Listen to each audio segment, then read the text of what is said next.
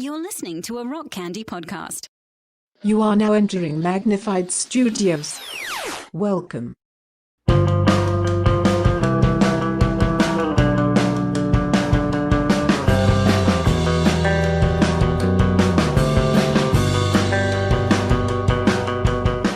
Coming to you from Magnified Studios, Magnified Pod presents It's Hard to Find a Podcast, covering your favorite indie bands from the 90s Christian alternative scene. Put your tape decks on record. I'm Andrew. I'm John. And this is our podcast. Woo. Season 2. Season 2. Season 4, episode 2. Talking Pedro. Mm-hmm. And John and I have been very excited, texting about how excited we are. Man, this album, not to spoil any takes, but it's pretty good, everybody. It's pretty good. Pretty good. I got my Pedro hoodie on. I'm ready to go. Yeah, I'm finding that I'm having to balance out my listening and deep dive into Pedro with some more upbeat stuff. Some more upbeat stuff to stuff that's not about murder suicide. Yeah, fewer things about corruption and the devastating ends of relationships and murder and that sort of thing. So that tracks. Yeah. So John, we have some special guests already in the second episode of the season. We have some special guests coming up. Who we got coming on in a little bit? We have Cortland Coffey and Megan Crozier from the Thereafter podcast, talking their relationship to Bazan and Pedro and the scene from some of their conversations they have over on their great pod. So look forward to that in a bit this episode. Yes. But you know what? First, John, we got to get to some voicemails. Ooh, that's right. We have a voicemail line, 872-762-4763, 872-7MAGPOD. If you want to leave us a voicemail, or if you want to just send us a voice memo and then email it to us at magnifiedpod@gmail.com. Some people choose to do that to usurp, or not necessarily usurp, undermine the system that we put in place with the voicemail line. Look, sometimes the beep makes people stressed out and they panic. True. So that is true. People are like, I don't like this 3-minute limit. Right. I don't like the let's try and stick close to that, even with the voice memo. I know they're like, I don't like the constraints and the stress of it. But we have our boy Brian Cambra, the Rudy librarian himself, calling in. He sent us a voice memo, and he wanted to talk about the secret of the easy yoke. Okay, I have to respond to some of what you guys were saying in regards to the song Secret of the Easy Yoke, because I am so there with you, Andrew, especially.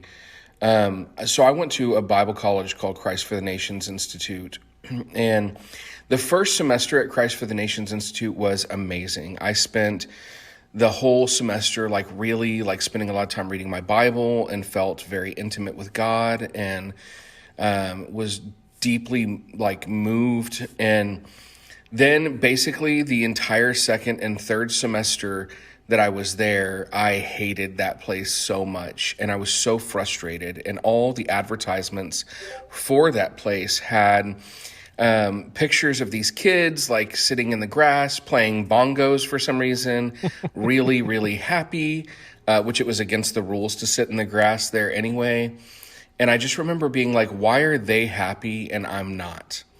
And I felt so much like I was not Christian enough at this Christian college, and it sort of culminated for me in this one day. Now, obviously, I'm a charismatic Christian and this was a charismatic Bible college, and they had one of those services where they were like, if you want to pray in tongues, then come forward. And of course, if you're charismatic, like, you've been led to believe that praying in tongues is like the number one way that you show that you are in a relationship with God. Like, if you're not praying in tongues, then do you even have a relationship with God?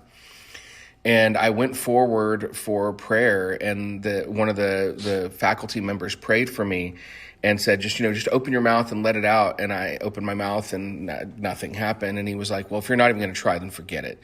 And it left me. Whoa. And I was so hurt by that because I really, really wanted this gift, And then another pastor came over and asked me if anyone had prayed for me, and I said yes. And I said, but nothing really happened. And so literally the exact same thing happened. Like, basically in the end told me, if you're not going to try, then forget it, and walked off. And so for a full year, I was at this Bible college wanting to love God well, wanting to be a good Christian, and feeling like I was something else and everyone else had it all together. And so I definitely resonate with some of what you were saying, Andrew. And it also reminds me of what John has talked about a lot, which is not, I feel like, John, you've talked about how you didn't necessarily have that like roller coaster. And because you weren't so concerned with being like on fire for God. And I think that language of evangelicalism, like, if you're on fire enough, it can be very damaging and very dangerous. So I really love Secret of the Easy Yoke because it speaks to that.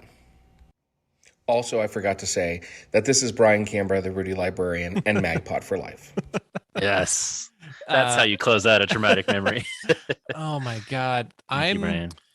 I felt myself getting emotional listening to that because it is so devastating and heartbreaking to hear that. Yeah. Because here you are going up to ask for prayer. They don't know what you're coming up to ask for prayer for. And to feel this, like, so many things happening all at once, this sort of like shame and embarrassment and abandonment and maybe like anger or confusion, like, and then let alone whatever you needed prayer for. And then this also just reminds me of that other Pedro song about, like, I forget the name of the song, about going to the church and then Suspect fled the scene. Yeah, suspect fled the scene. Like, you're like, you came here for help, and then you're getting turned away, or like people talking shit or talking rumors or whatever, and they're shooting to kill, and like, that's just so horrible. And I'm so sorry that you experienced that. That makes me so angry and so sad. Yeah. Thank you for sharing that, Brian. I mean, the charismatic experience is not one that we necessarily have a ton of direct experience with, but I have had plenty of friends come from that tradition. I feel like a lot of them have talked about, in the same way, Andrew, that you were saying with our like college worship services, feeling the like expectation or the pressure to sort of performatively worship kept you from connecting. There was a weight of expectation that you would get these spiritual gifts, like speaking in tongues. And so people felt pressure to fake it, or it turned them off, or, like, that's some seriously traumatic sort of like manipulation that they're making kids go through. And it reminds me of yet another Bazan song. This is a solo Bazan song, Permanent Record, where he says, "I was trembling with goose flesh the first time I prayed to speak in tongues. I saw it coming, but man, I tried to run. But now I make it up as I go along." So it's kind of like this acknowledgement of like, you knew it was. I'm not saying that it's like, fake for everyone. I'm not here to talk about people's spiritual gifts and how they worship and whatever. But like, if you're sitting there and you feel the pressure of it, and you're like, I know this is fake, and I wish I could leave this, but I can't. So I'm going to fake it. Like, what a great way to start out a relationship that is unsustainable, So anyway, I am sorry on your behalf for that. Thank you for sharing it. Yeah. Makes sense that you love that song as much as we do. Yes. We also have another Brian. Yes, too many Brians. Hey, John and Andrew, this is Brian calling from South Dakota. I missed you guys. So excited about season 4. It's been a while. But, no, seriously, I'm very excited about season 4. And I don't really know a whole lot by Pedro the Lion, a song maybe here or there. But I'm hearing a lot of these songs for the first time. And so exciting to hear them, but also to hear your take on them. I wanted to voice my support for the winter segment. I think it's a great idea. I know change is hard, but people, I think will learn to love this new segment. In the spirit of change, wanted to throw out a suggestion. If you guys are looking for other ways to mix things up here in season 4, prayers for the pit. You already built that segment into episode 1, whether you intended to or not. But I loved it. I loved the energy as you were riffing different prayers for the pit. And I think you could unpack a lot of different themes: lamentation, gratitude, forgiveness. And so, yeah, give us some more. We love it. And I think it would give a lot of us who miss maybe the punk rock edge in season 3 that they're clearly not going to get in season 4. It would give us an opportunity to keep a foot in the pit, and that would be awesome. Love you guys. Love what you're doing. MagPod for life. Yes. Thank you, buddy. Outstanding suggestion. Hashtag prayers for the pit. Hashtag prayers for the pit. Yeah. Send in your prayers for the pit. I mean, it's sort of true. If you guys listeners, if you didn't catch last week's episode, John and I were riffing on what a sort of a punk rock church, I guess, would look like, and just sort of that's what you wanted to do. That's how you envision church was having, opening up the pit, and then that's right. But yeah, prayers for the pit, that could be different. Pretty good. This week I'm lamenting whatever, or this week I'm. Yeah, I told Jenny about our riffs on. So many lamentations, bro. I have so many lamentations. That Father God, I just want to lift up the shoe. I told Jenny about our prayers for the pit, and she was like, Father God, I just feel like I'm going in the motions, God, circular motions, like the circle pit. Let's open up the circle pit. So she gets it. If you have a prayer for the pit, you throw it in there. Yes, please do. All right, we have our boy. We had too many Brians. Now we have too many Dannys. We got Danny Leary. Hey, this is Danny, one of too many Dannys. It's very early in the morning right now. I've been up so sad. So early.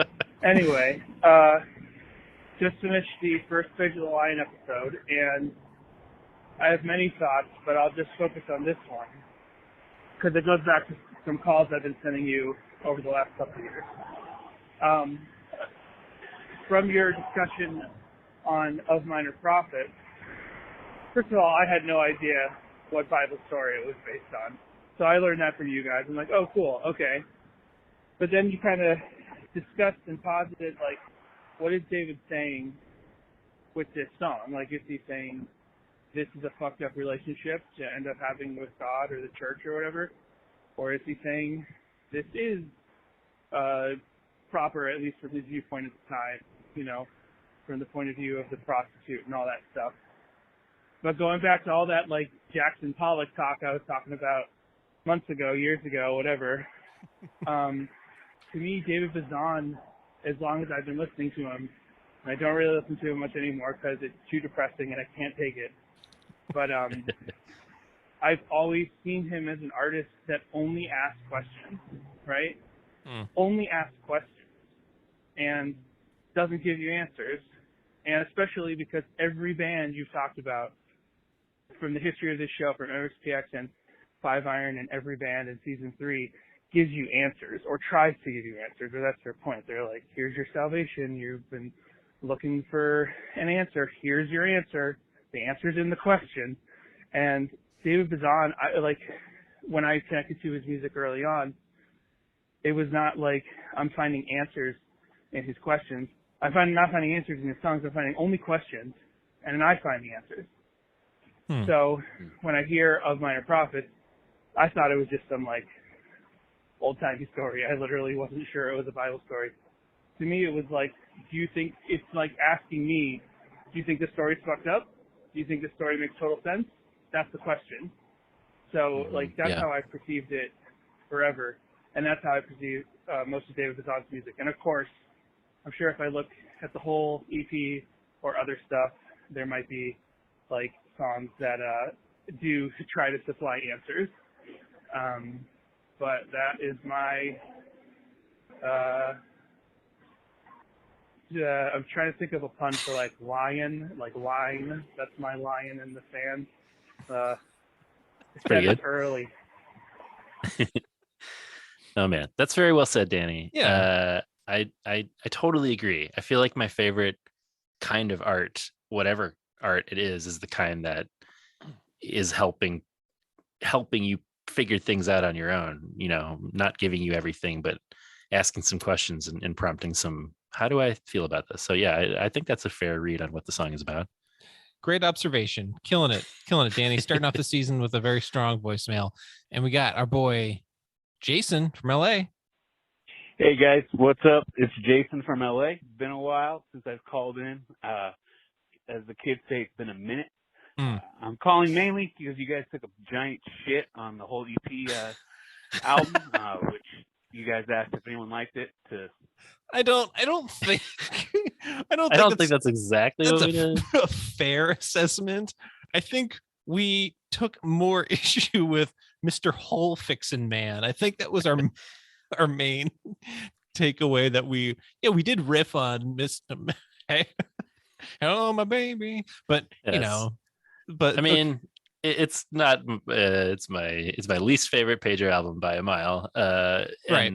I think that most people would probably agree with that, but like I said, I know it is really important to a lot of people, including Jason, and folks on the Discord weighed in and said they really liked it too. So, you know, maybe we're jerks. Again, I came to a lot of the stuff late, but so I'm coming at things like with a very clean sort of approach, where I'm judging things like a little bit more objectively, just based on my musical preferences and not so much nostalgia. So I don't know, but so far it is not, of the albums I've listened to, it is not my favorite, but I don't hate it. I wouldn't say that I took a giant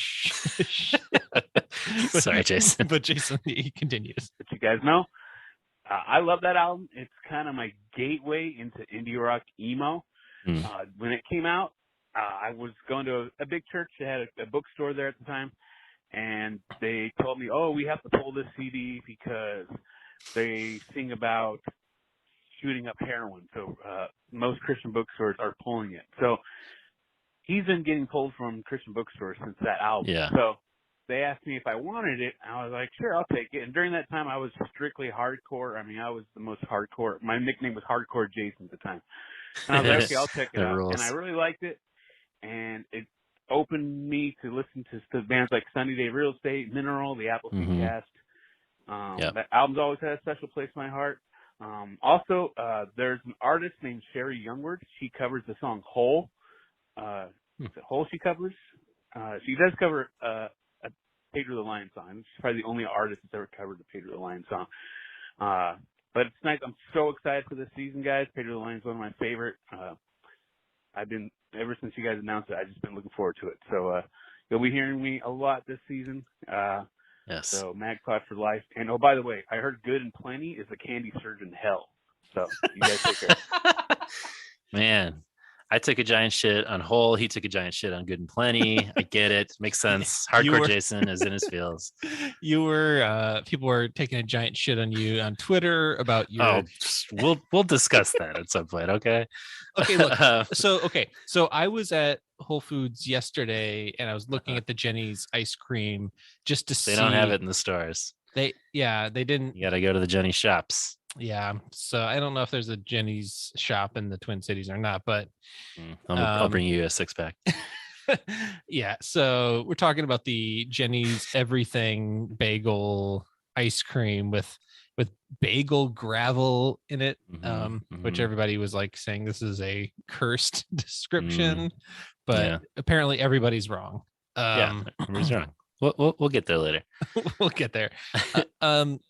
Yeah, so Jason, we do not mean to take a shit on your favorite Pedro record, but I think it's so absurd to me that, like, this is why so much of Christian rock and Christian art is mocked, because they want to have everything so sanitized and safe. They can't even like talk about an issue without it being like, oh no, we can't even have somebody talking about heroin or drugs or whatever. We have to only talk about how Jesus is great. Right. And so, even when it's like a pretty sort of like evangelical take on heroin. I know, for real. That is such a bummer. Yeah. We kind of posited though that this might have been kind of how Jason described, like a gateway album for folks. So I could see that this would be like, if you heard it early on, if it was sort of a window into a world, that it would retain this, sort of important place for you. Like I said, I didn't come to it until a lot later in his discography, so it didn't really. I feel that way about like It's Hard to Find a Friend. So yeah, and it's got some yelly Bazan on there, so I can understand why it might be a gateway for some people. Absolutely. What's that I hear? A little Foley action. Some banging around. Wow. He sounds a little sad. Is this a... Are you cry cackling? Oh, good. He's come back. He punked us.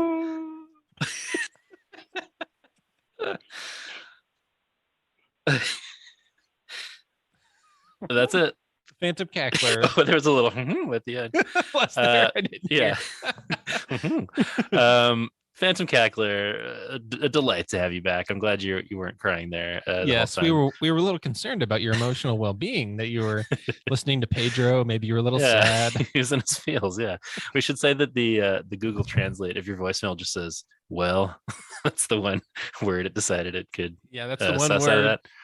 Your sigh was translated as well. Well, it's a perfect sort of distillation of a Phantom Cackler message, just, something from beyond our realm. Yeah. Speaking of Phantom Cackler, got some of that Phantom Cackler merch. It's available over in our Storyenvy shop, magnifiedpod.storyenvy.com. Check it out. We'll say more at the end of the episode, but but we want to shout out our boy Dustin Kent. Absolutely. Original artwork of the Phantom Cackler. That he has gifted us to put on MagPod merch. So and it's got like a minor league baseball team sort of vibe to it. So absolutely rules. It is outstanding. So why don't you go check that out? Those are our voicemails for the week. All right. Well, thanks everybody. Thank you all. Continue calling in, weighing in with your thoughts. Your thoughtful thoughts, and your thoughts and ideas, and let us know how you're progressing as we go through these records. It's always fun to hear what folks think of each one. But Andrew, in the meantime, we got some thoughtful thoughts from some guests today. Let's head over to that interview before we get into this album, Winners Never Quit. What do you say? Let's do it. Well, Andrew, this week on Magnified Pod, we are very excited to welcome Megan Crozier and Cortland Coffey. They are the co-hosts of the Thereafter podcast, a space where they're exploring life on the other side of faith change. Megan also has the Pursuing Life, community she leads, where it's kind of a place of connection for travelers on a faith or post-faith deconstruction journey. They're having really interesting conversations in those spaces. We've sort of been DMing for a little while about how we might intersect at some point. But I thought in particular with some of the Pedro and Bazan discography and some of the places it goes, it would be a good jumping off point to talk about faith journeys and the communities you are all part of, and how Pedro and Bazan have sort of intersected with each of you in different ways. So can you tell us a little bit first about the communities that you're representing? Yeah. Thanks for having us on the show. This is exciting. We're stoked to be here. Yeah. And Cortland and I met in an app called Clubhouse. I don't know if you're familiar with Clubhouse, but it was just like live audio conversations. It was huge for like 2 or 3 weeks. Yeah. It's very like quarantine, right? I feel like that was peak quarantine. It really was the peak during the pandemic, and we were all just kind of holed up in our houses and wherever we lived. And I was like full blown deconstructing and craving conversations. And so really I had kind of started the Pursuing Life as a blog, and then had connected with people and just started having these conversations. And there was we found a lot of other people that were craving these conversations. And then eventually Cortland had started the Thereafter podcast. And it was people that were telling their faith stories and their journeys and deconstruction stories. And I was on an episode of the first season, and then I ended up co-hosting with him for the second season. And so it's really been maybe unintentionally just like developing and forming connections and community with other people that have just wanted a place to be seen and a place to be heard, and finding their voice and navigating this gray space of faith change. So it's been wild in the last year or so doing this. Awesome. Yeah. Cortland, could you talk a little bit about how you sort of started Thereafter, what the sort of intention was behind first launching it?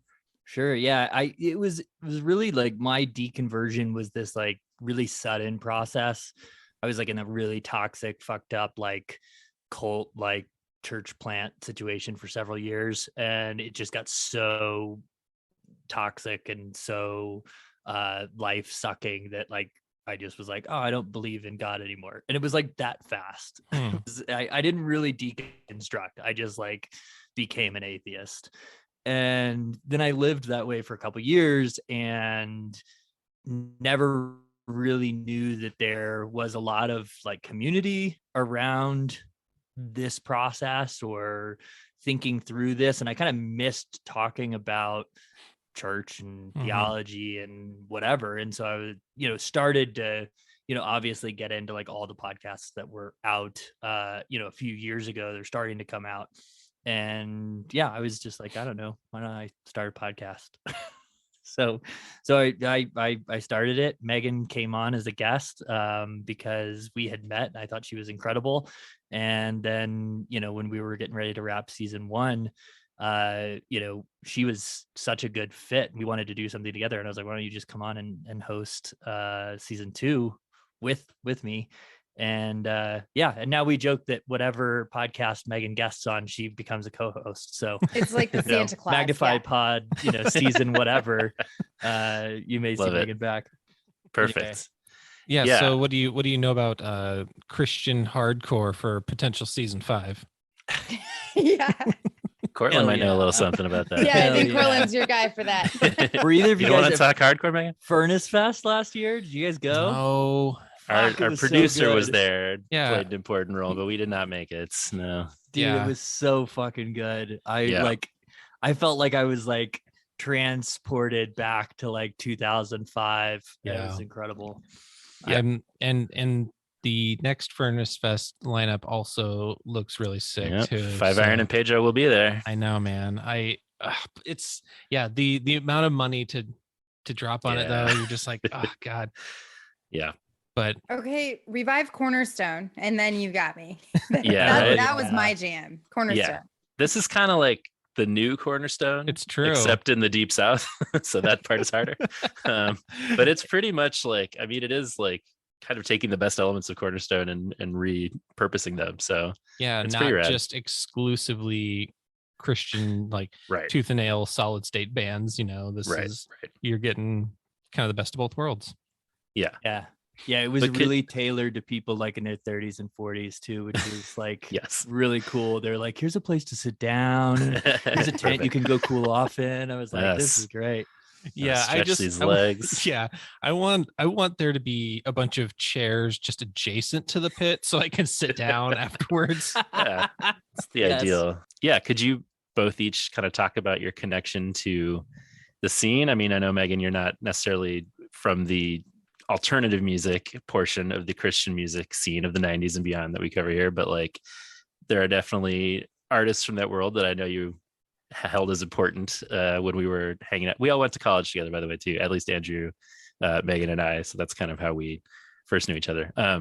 But yeah, I know, I like Cortland, you played in bands. Like how have you sort of stayed in touch with that music world from when we were growing up now, and like how does it still play into your lives, if at all, for both of you? Yeah, Megan, you go, and then I'll go. Well, yeah, I was more like pop, contemporary Christian music, like Jennifer Knapp and maybe pop isn't the right word, but Jars of Clay. Jars of Clay. But I remember listened you're to big big Grits head for a while there. I Ooh, was. shit. I did the Ooh. camera for one of their shows one time, and Ooh, I fell in love. Hey. But Sorry, yeah, brief sidebar. I remember having this passionate conversation with our friend Brian Dirksen, where you were like very into this new Grits album. He's like, it's not real hip hop. It's not real hip hop. And you were like, well, what is, Brian? He was like, Jurassic 5. I don't know. Anyway, I just have this like distinct memory of you defending Grits passionately. Anyway, continue.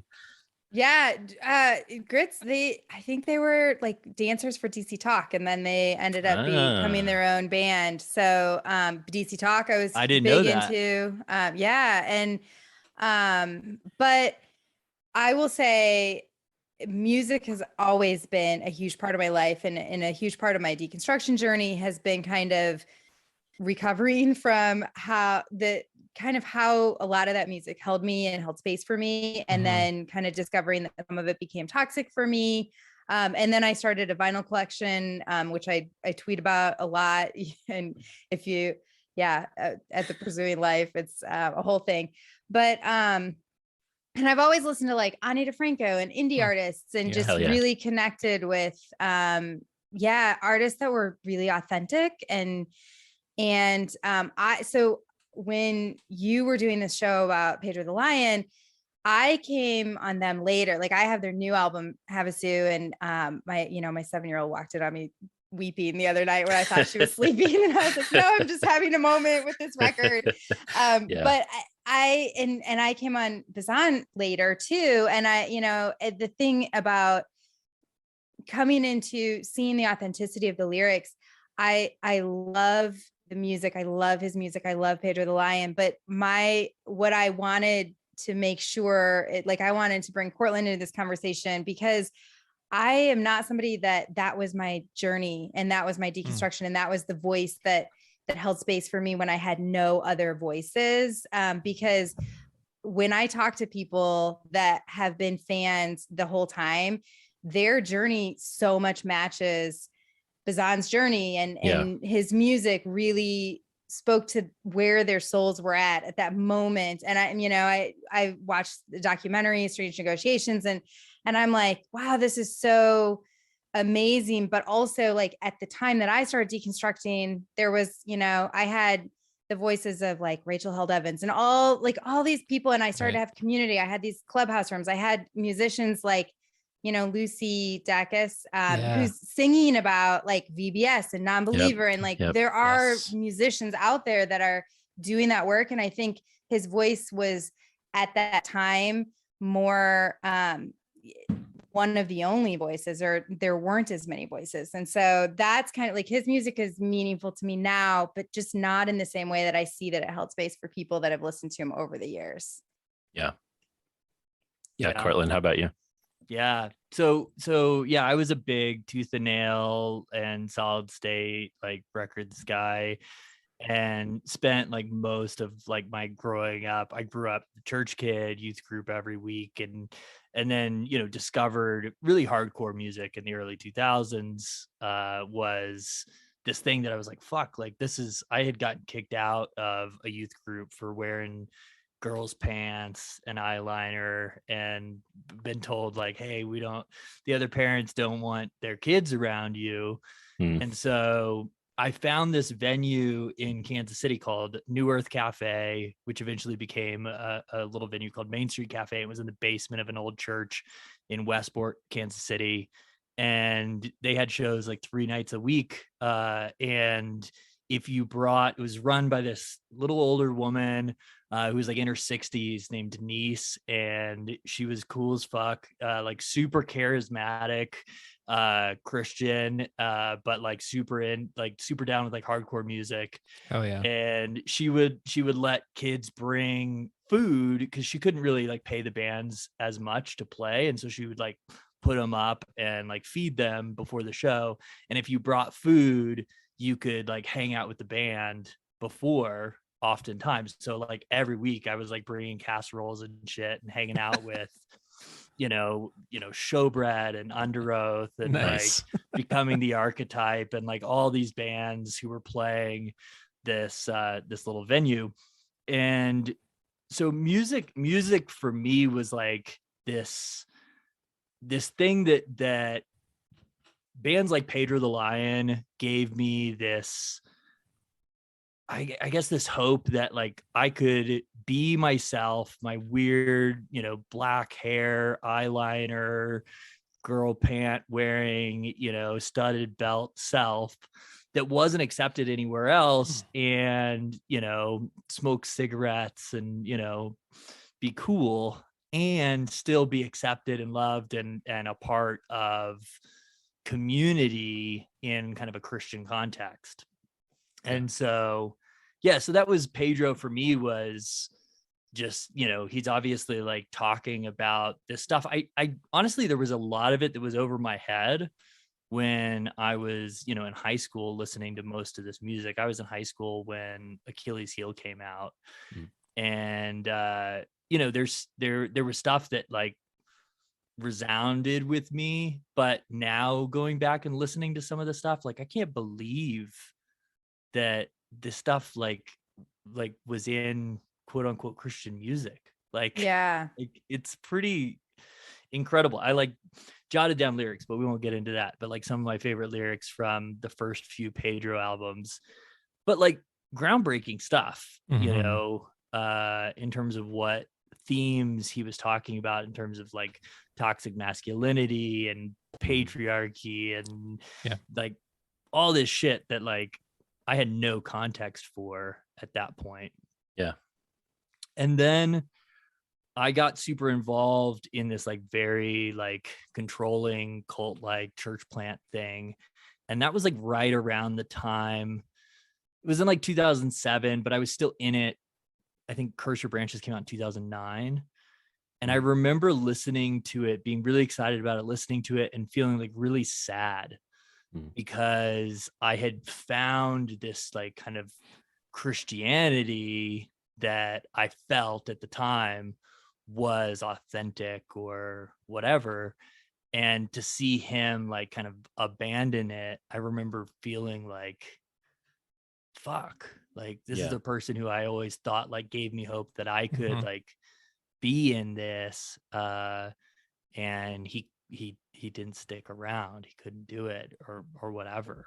And it wasn't until like 2013, 2014 that I deconverted, became an atheist, and I picked the album back up again and re-listened to it. And fuck, it just had so much meaning to me then at that point where I was like, oh, I wasn't ready. Like I wasn't ready for it in 2009. But once I was there, I like every single word of that album I can relate to. And I've listened to it probably, I don't know, 1,000+ times, like all of it. It's just one of my favorite albums, top 3 for sure of all time. I feel like that's one thing that kind of everybody articulates about his discography is like a lot of us felt like we could kind of track with him wherever he was going. And maybe in the late 90s that meant within the confines of the sort of Christian bookstore alternate universe, but poking at the edges of it and butting up against, like pointing out some problems, which is something that Andrew and I have talked about since the beginning of the pod. Like part of the reason that we loved MXPX and Fiverr and his kids is what they felt like they were giving us permission to question and sort of butting up against the confines of that world a little bit. And I love that about Pedro from the beginning. And like, we've all kind of had different faith journeys and ended in different places. But like what I always say to Andrew is like, I was always kind of on like periphery of the evangelical world. I was never like on fire for the Lord, but I was at like a low simmer, and the simmers continued the whole time. So like, I was with him in the early days, like, yeah, fucking point out the problems here, man. But even for me, this person who wasn't on fire, I was kind of like, oh man, Dave is leaving his faith. Like I was like bummed at the sort of solo leaving behind, because I was like, there's a space between, Genesis is a myth and God isn't real for me. Like that's where I was at. But I get why. And now I'm like, it was silly for me to be like, oh, what's this guy's fate? Like, I don't care about where I care about his art, but I'm like, whatever he believes, I'm obviously like not hung up on. But like, yeah, I feel like it articulated something in a way for people at that time, that whether it was in the moment and they were tracking alongside him with that break, that it just became this sort of like deconstruction anthem before that became as well-known a word as it is, or like, as you're saying, Cortland, people look back on it now and are like, that's what I was going through. So yeah, even as I was tracking at like a slightly different place, I always really appreciated his ability to like keep bringing that up no matter what context he was in. So yeah, I don't know, I agree. Yeah, I mean, it's like one of the things I don't know which album this is. What's the one with the drum set on it? It's hard to find a friend. Yeah, there's that lyric says, "I don't like girls the way they are, so shave their legs and make them look like movie stars. Then we can pretend it's natural." Like, you're like I look back now, like I don't think I got it right really when I was in high school, and I'm like, fuck, like this is shit that like still needs to be said. And I don't think a lot of artists, like, there's obviously stuff that I'm sure that he would look back and go like, oh, I want to change that, or I would have done that differently, that lyric. And I've even heard, you know, when I've seen him play, one of my favorite things is like hearing him like tweak lyrics of his songs. Like I remember him playing is it Foregone Conclusions? What's the one where he's like, we could sit down, I tell you why I still believe. Yeah. Right. Change that to why I don't believe. Yeah. And why I beat it instead of why I need it. Right. Yeah. And you see him tweak little things, but in general, like his earliest of stuff still is really authentically similar to where he's at now. He's kind of been saying some of the same shit the whole time. Yeah. So there's not a lot of artists that can look back at shit they put out in the 90s as a Christian and go, yeah, this stuff still fucking holds up 2022. Right. Yeah, we that was very much a lot of our season 3 was looking back on a lot of these bands and lyrics that are just like, oof, we could do with a lot fewer teenage white dudes talking about abortion. Like pretty much every band had at least one abortion song at some point. You're just like, oh god, who gave them permission to be like we this is our issue, guys, we have to talk about abortion. And then of course, like the one band that we talked about with a female singer last season, like 0 abortion songs. Then after that, go back to talking about abortions. But yeah, it's amazing to think that when covering Bazan and Pedro, that the bummers are of a different variety and not like so much cringing and like this does not hold up, but like talking about some heavy issues. And I was sort of lamenting last week, talking about how I wished I had sort of stayed with him, because I really think his music could have spoke to the place where I was, because I think if I stuck with Pedro, my journey would have very much mirrored his. And because I think I needed more permission, I needed someone to give me that explicit permission, because I couldn't give it to myself, to be able to question those things that I felt like you could never question. And so now I'm excited to get to Curse Your Branches, because that is not an album that was that I've listened to completely. So I think we all probably have that album around the time when we were deconstructing that. We remember something that like spoke to us perfectly in a moment, that it could have been Pedro, could have been really anything else. But I think the thing that speaks to us when we need it is probably more meaningful to me than if needing to shoehorn Pedro into my story. I think it's interesting because like with him, he was able to really continue on this journey with music being a part of that. Yeah. And I think about artists like, well, I've become good friends with John Steingard from Huck Nelson. And we've talked about that, you know, and for John, like music, he had to put it away, you know, and it was like music was so wrapped up in his Christian identity, that it was like, no, like I need to move on. And I'll never forget. I don't know, like we had like a CCM Zoom virtual karaoke night. Yes, and, you're gonna have to unpack this more at some point. Dude, it was so good. It was amazing, but it was like really, it was this like post-evangelical thing where we just kind of held, like we started it off and we were very like, this is going to be a place where we can just unironically belt out these songs, and who cares about the lyrics? We're just going to come and we're just going to sing and we're going to enjoy ourselves. And it was like a unlocking muscle memory of like all these songs that had meant something to us, like, and they were ridiculous, like DC Talks, I Don't Want It, Sure. Frequently invoked on our podcast. SCX is a test when I'm pressed, so back up off with less of that zest and press his brother with the last of virtue. Like these are things that like they don't go away. They don't go away. Yeah. They're in there. Andrew, you'll have to come to our next one. But so John Steingart came and Derek Webb came. And Derek sang a Rich Mullins song and John sang a Hawk Nelson song.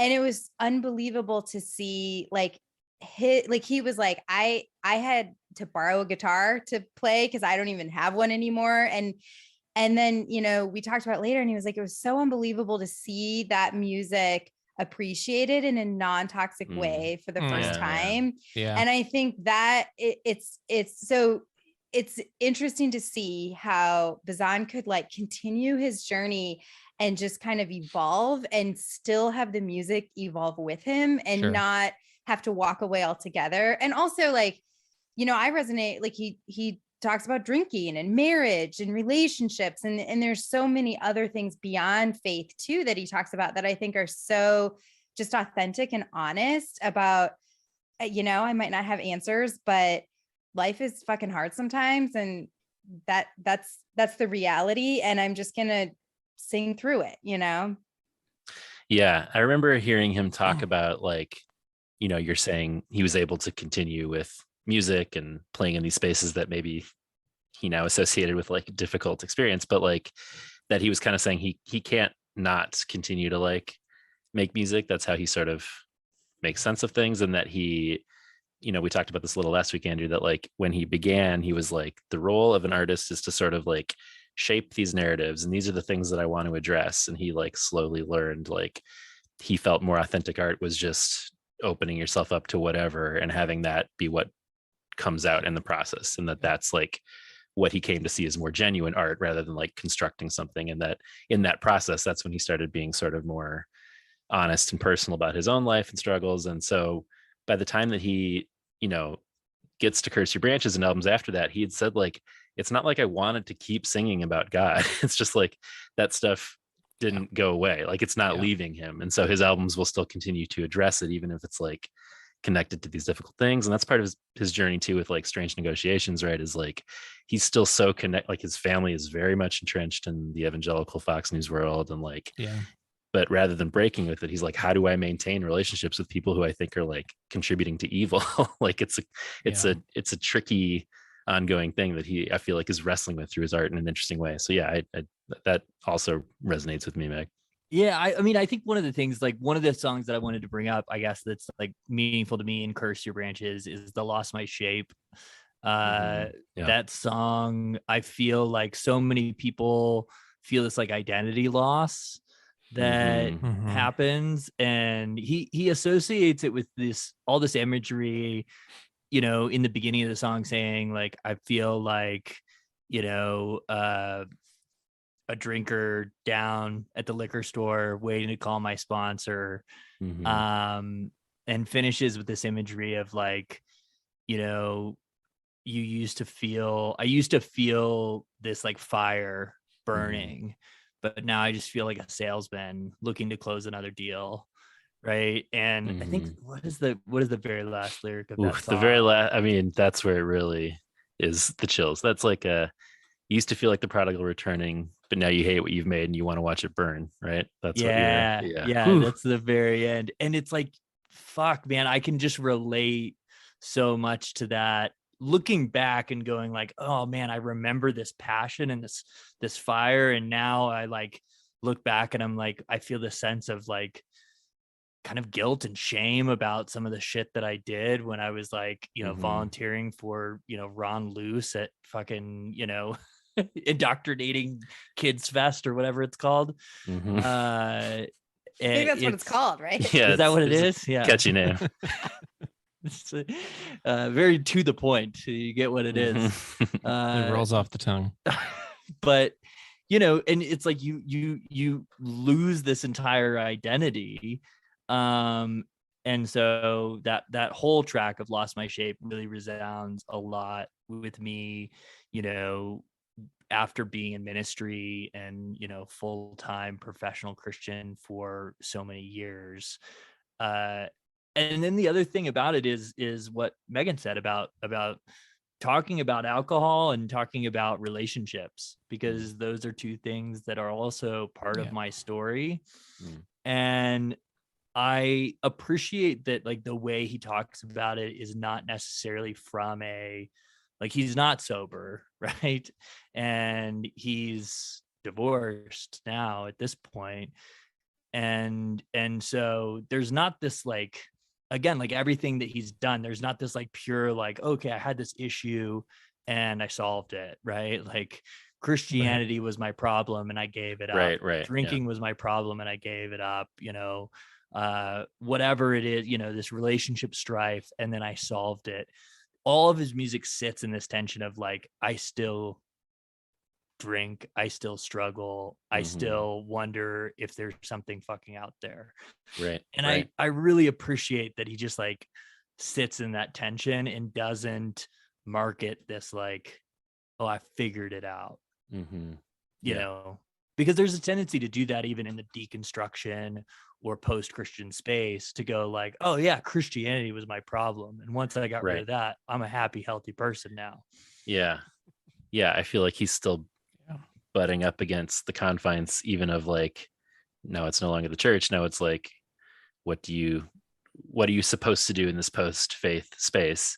And he's still like, things are still tough and I'm still trying to figure things out. And it's like, yeah, I appreciate that he continues to sort of like push at whatever boundaries he might have to limit him to, no matter what the context does. Yeah. And the solution is never moving from one sort of certainty to another.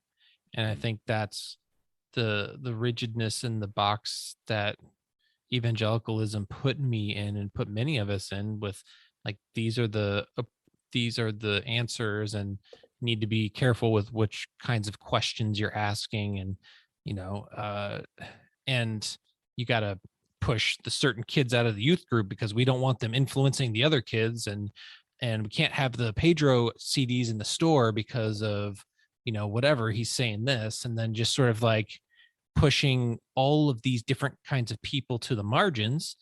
And, I've been trying to fight for a while. After I deconstructed, I went through that sort of that new atheist phase of reading all those big authors, and then rage reading. Yeah, just sort of like, yeah, and I think I needed that for the time. And then I was like, okay, I'm done with that. I don't need that because that's not where I am anymore. And it's because I don't want to stay in that space. I didn't want to remain angry. And I think that there's plenty to be angry about, but staying in that anger and resentment, like, I was already miserable when I was a Christian and trying to figure it out. I don't want to stay there, and I don't want to walk around pretending like I have it all figured out, because that's bullshit. And I think part of the appeal of Bazan and Pedro and his projects is the authenticity, to be able to say, I don't know, because I don't know was never an acceptable answer in evangelicalism. Yeah. And being able to say, I don't know, has become like a pretty powerful thing to be able to say. Yeah. I think that there's this beauty in the way that that Bazan's career has existed within, and you see it in Strange. Did you guys watch Strange Negotiations? Yes, and in fact, this is a good little plug. Director Brandon Vetter, who made the documentary, will be coming on the show soon. So Nice. check it out if you haven't seen it. Dude, it's so buy it Yes, on yes. Amazon or wherever. Is there another place other than Amazon? I don't know. I think that's the main place right now. Yeah, I hate supporting Amazon, but they own everything, so fuck it. Yeah. But buy it because you're gonna want to watch. I watched it 3 times and I Yeah. just wept every time I watched it. But there's this beautiful like authenticity that continues in his story because he's still like doing, like I saw him at a living room show in Fort Collins like a few months ago, and he's still doing this, like gathering like 22 people together and like having conversation and playing some songs and engaging in this like art form that I feel like is like not a common experience. I fucking love that. Tearing down the walls and having, because it not only makes him and the conversations more accessible, but it just makes art more accessible. To think like art isn't just like this person over there on the stage doing its thing, that the art sort of becomes the event itself. And I think that it's just beyond just the songs. It's like it becomes communal. And I think that it's like what I think communal worship could be at its best, in what this kind of art sort of, for me, replaces what I struggled with worship music, because it like centers everybody in a single place, in a single moment, to experience something together, and that community of sharing that moment. And I think that's I'm seeing him at the beginning of May at a show, not a living room show, unfortunately, but I hope to be able to experience something like that. It sounds get your question ready for the question and answer portion. It's gonna be too many people. Yeah. I'm gonna be but yeah, he's great at continuing to curate that space of community and of intimacy. So rad for a lot of us who aren't in church anymore, and maybe craving spaces like that. And we were talking about last week, Andrew, Secret of the Easy Yoke. I basically experienced as a worship song at the time. Like that felt like the version of a worship song I could get behind. And these days it's like Bearing Witness, the song on Curse Your Branches, regardless of sort of where you are with faith or whatever, like coming to the conclusion that, the lyric, let go of what you know and honor what exists. That's what bearing witness is. Like that to me is like, oh, that's worship. That's, what does it mean to bear witness? It means to like, we can all agree that this is what surrounds us, and what do we do in this world that we share together now? And like, that's an important call to me. So anyway. I think, go ahead.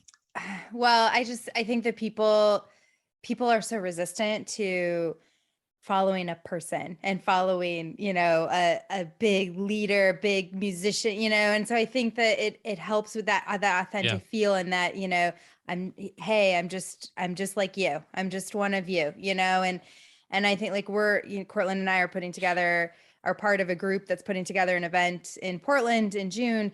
And there are some people that are collaborating with us that have some pretty big platforms in like the quote unquote deconstruction space.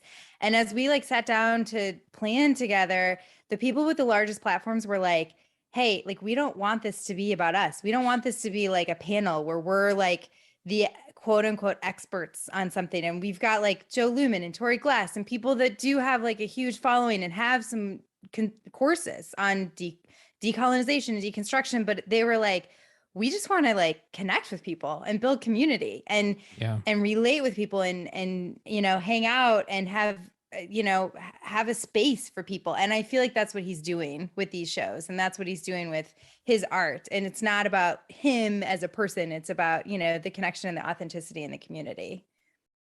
Totally. Yeah, I feel like people are seeking that out, and he's providing that through art. Folks like you all are providing that through the communities you're creating and sustaining, and it's been very rewarding for us in the Mag Pod world to share that process with folks too who are connected to us. So we have loved having you guys talking through this stuff. I could keep it going for hours, but yeah, tell us more about close. Yeah, go for it. Can I ask you guys, what are some of the other artists or things that, if that's not too much of a spoiler for your listeners, like maybe at least I'm just curious who else you're looking to talk about on this season? We haven't nailed down the entire order yet, but we are looking to do sort of a Martin Brothers section where we're going to cover some Starflyer, Joy Electric, Bon Voyage, the Brothers Martin record, and Ronnie Martin's new album. We're looking at covering some Danielson. That's what I was going to ask. Fuck yeah. Some Onathalo, some Me Without You.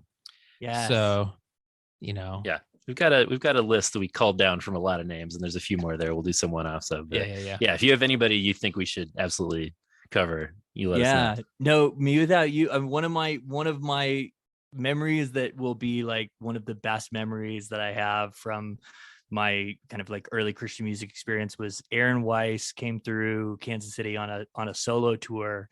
Their biodiesel van broke down in between Kansas City and Lawrence on their tour, and they couldn't get it fixed. And so they had to rent a van to continue on with their tour.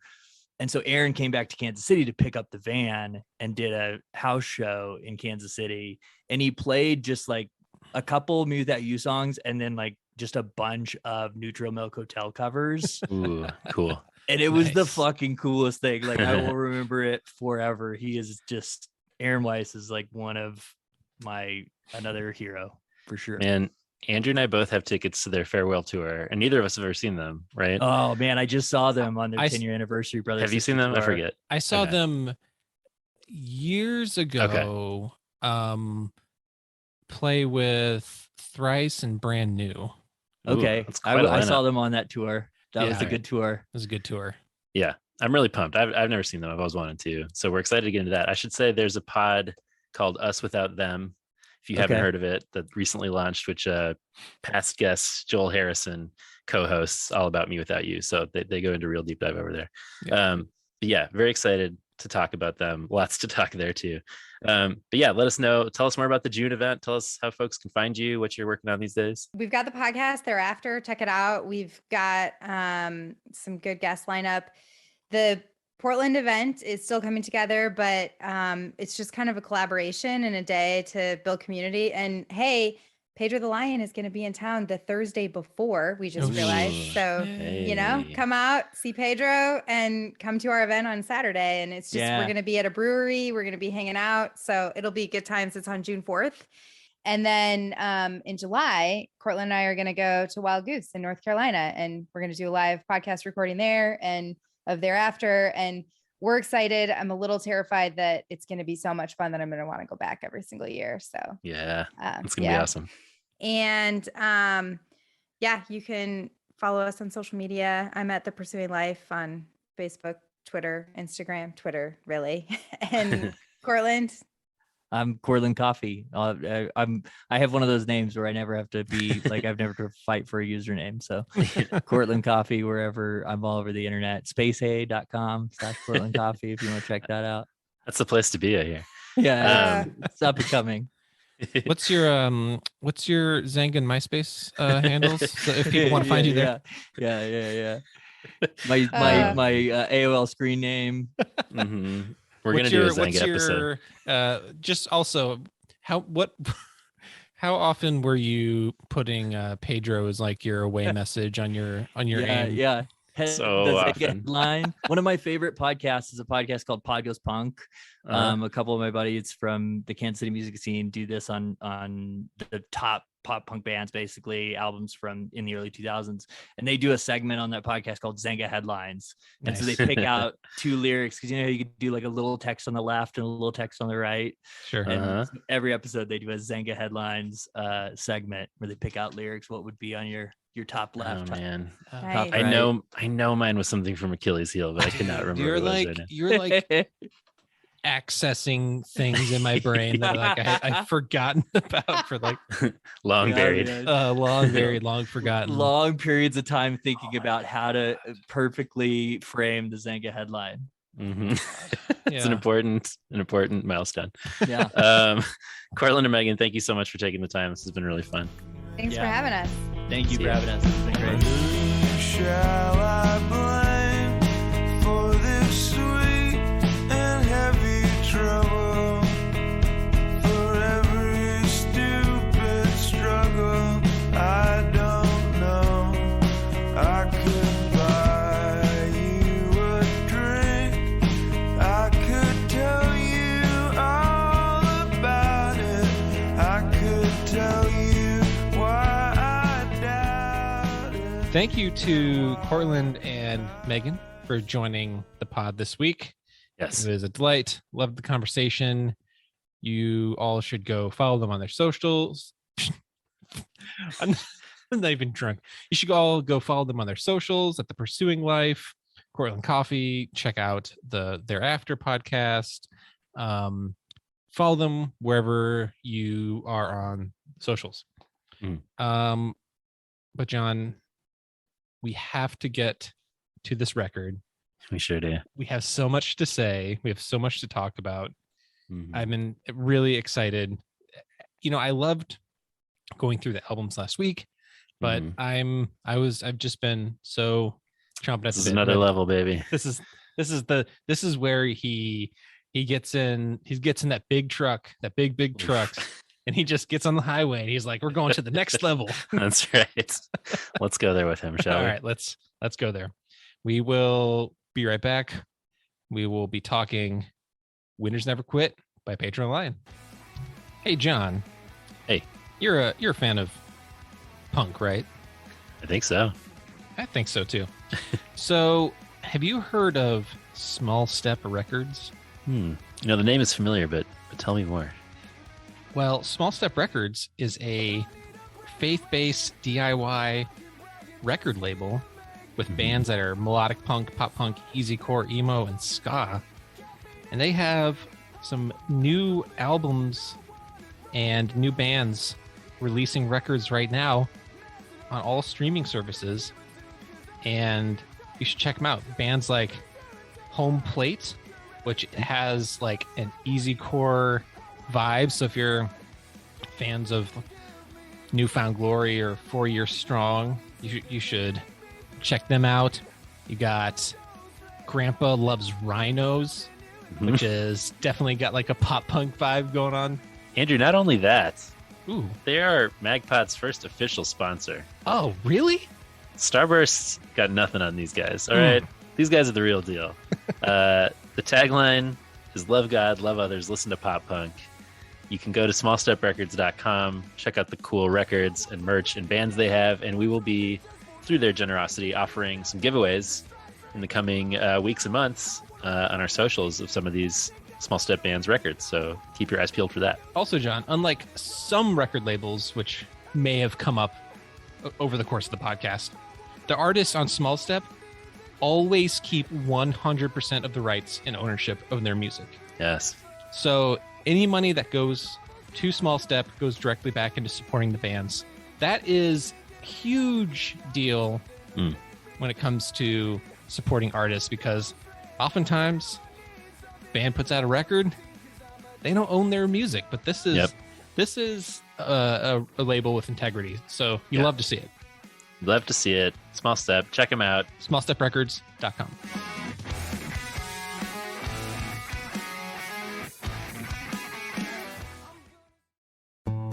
Hey everybody, this is Matthew McConaughey. All right. You can tell it's me by that saying. Anyway, when I'm tired of listening to Dave Matthews Band sometimes, and my feet hurt from walking around barefoot, I like to go down to the Pickle and Boot Shop and just hear Reese and Joe talking about stuff like ska. This music is ska. I love it.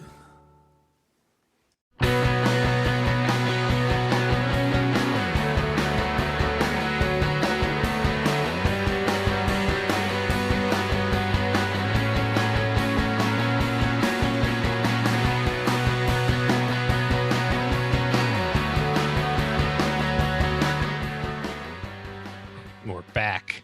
It's so good. Just that little intro got me so hyped. Oh, God. Hammering away at that guitar. Yep. Ring, ding, ding, ding, ding, ding, ding, ding, ding. You wanted palm muting last week. You got some this week. Oh, I sure do. We're talking Winners Never Quit. Yes. Pedro 2000. That's right. Our inspiration for our season artwork. Yes. I've got the illustrator somewhere here. Yeah. Illustrations by Steve Reichel, which we aped for the season artwork beautifully by Bruno. Extremely important record to me. I think I've teased this at some point on the pod that we're not to our rankings yet, but I'll just say this is your favorite, maybe my favorite Pedro album, which I wouldn't have necessarily named, but as we were preparing for the season, I was just like, this might be the purest distillation of the Pedro experience here. And I love it deeply. I know a lot of people do. I didn't know that this was your sort of one Pedro album. It was you talked about that. So yeah, it was my one purchased Pedro record. And then I just sort of fell off for whatever reason. Yeah. I don't know why, because I rocked and fucked with this record so much. Yeah. And I don't know why. This and Control are sort of the two most similar among his records, maybe. I mean, obviously Havasu and Phoenix have a similar vibe too, but very much in the same lane on the next record. But yes, released March 2nd, 2000, as you said, on Jade Tree. That record company originally grew out of DC hardcore and first wave emo scene. They have released records by Promise Ring and Jets to Brazil, Alkaline Trio, Veil, Cap'n Jazz, Fucked Up, all kinds of good bands. And they were bought, or their catalog was bought by Epitaph a few years ago. And I know they've reissued a bunch of that stuff. But this is a shift for him in terms of labels here. Bazan played all the instruments on this record.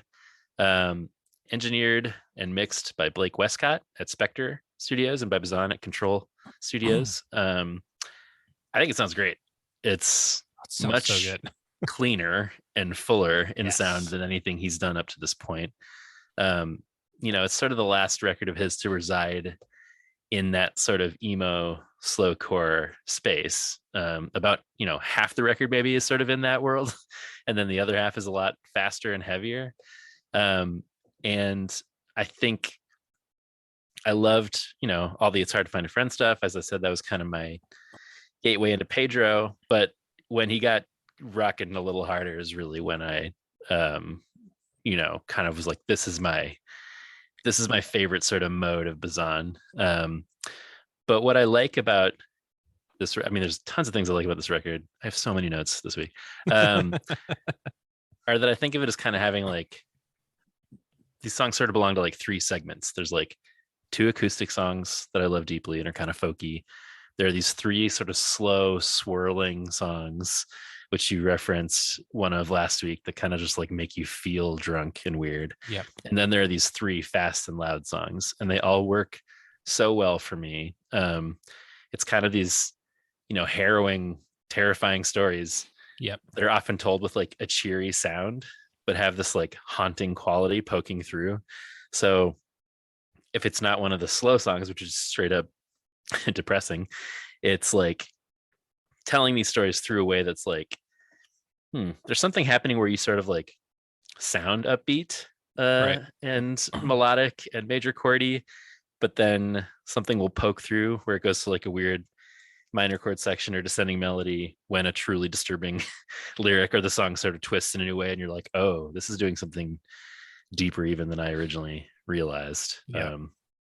It's concept album about two brothers. You'd think this would be pretty obvious, but two young Johnny Potter. I was still putting the pieces together, which I'll reference later. This went over my head. Yeah. When I was 16 years old. I could figure out here and there that there was maybe some connecting pieces, but the metaphor of it really did not click into place to me until my 20s, well into my 20s. Yeah. But Yeah, it's about two brothers. One is the sort of favored son who rises in the ranks of success, but is a bad person, and as evidenced by the first song. The other is an alcoholic, sort of ne'er-do-well, who's arrested for drinking and driving, but is looking out for his family and concerned about their approval. And the good son, spoilers, ends up rigging an election, murdering his wife, and when she finds out about the rigging, he dies by suicide in the aftermath of that.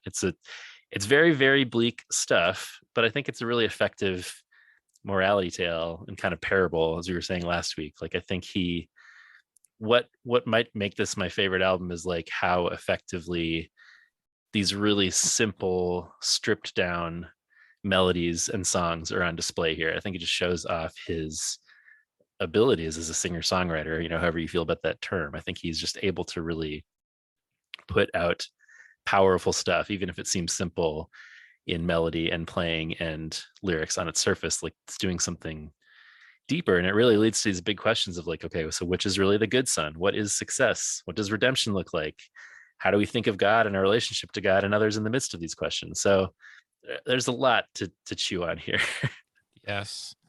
For an album that's only 8 songs, right, it packs in so much. I don't really feel like there's not a wasted song on this. It is so dense and 30, not even 34 minutes long, and it tells this harrowing story that I didn't understand and didn't put together. I didn't know it was a concept album when I was younger, and I just think it speaks to how intentional he is in his songwriting, that he's like, could he have made this like an 11, 12 song record? But like, it's almost like he's like, I told the whole story was been told. I don't know.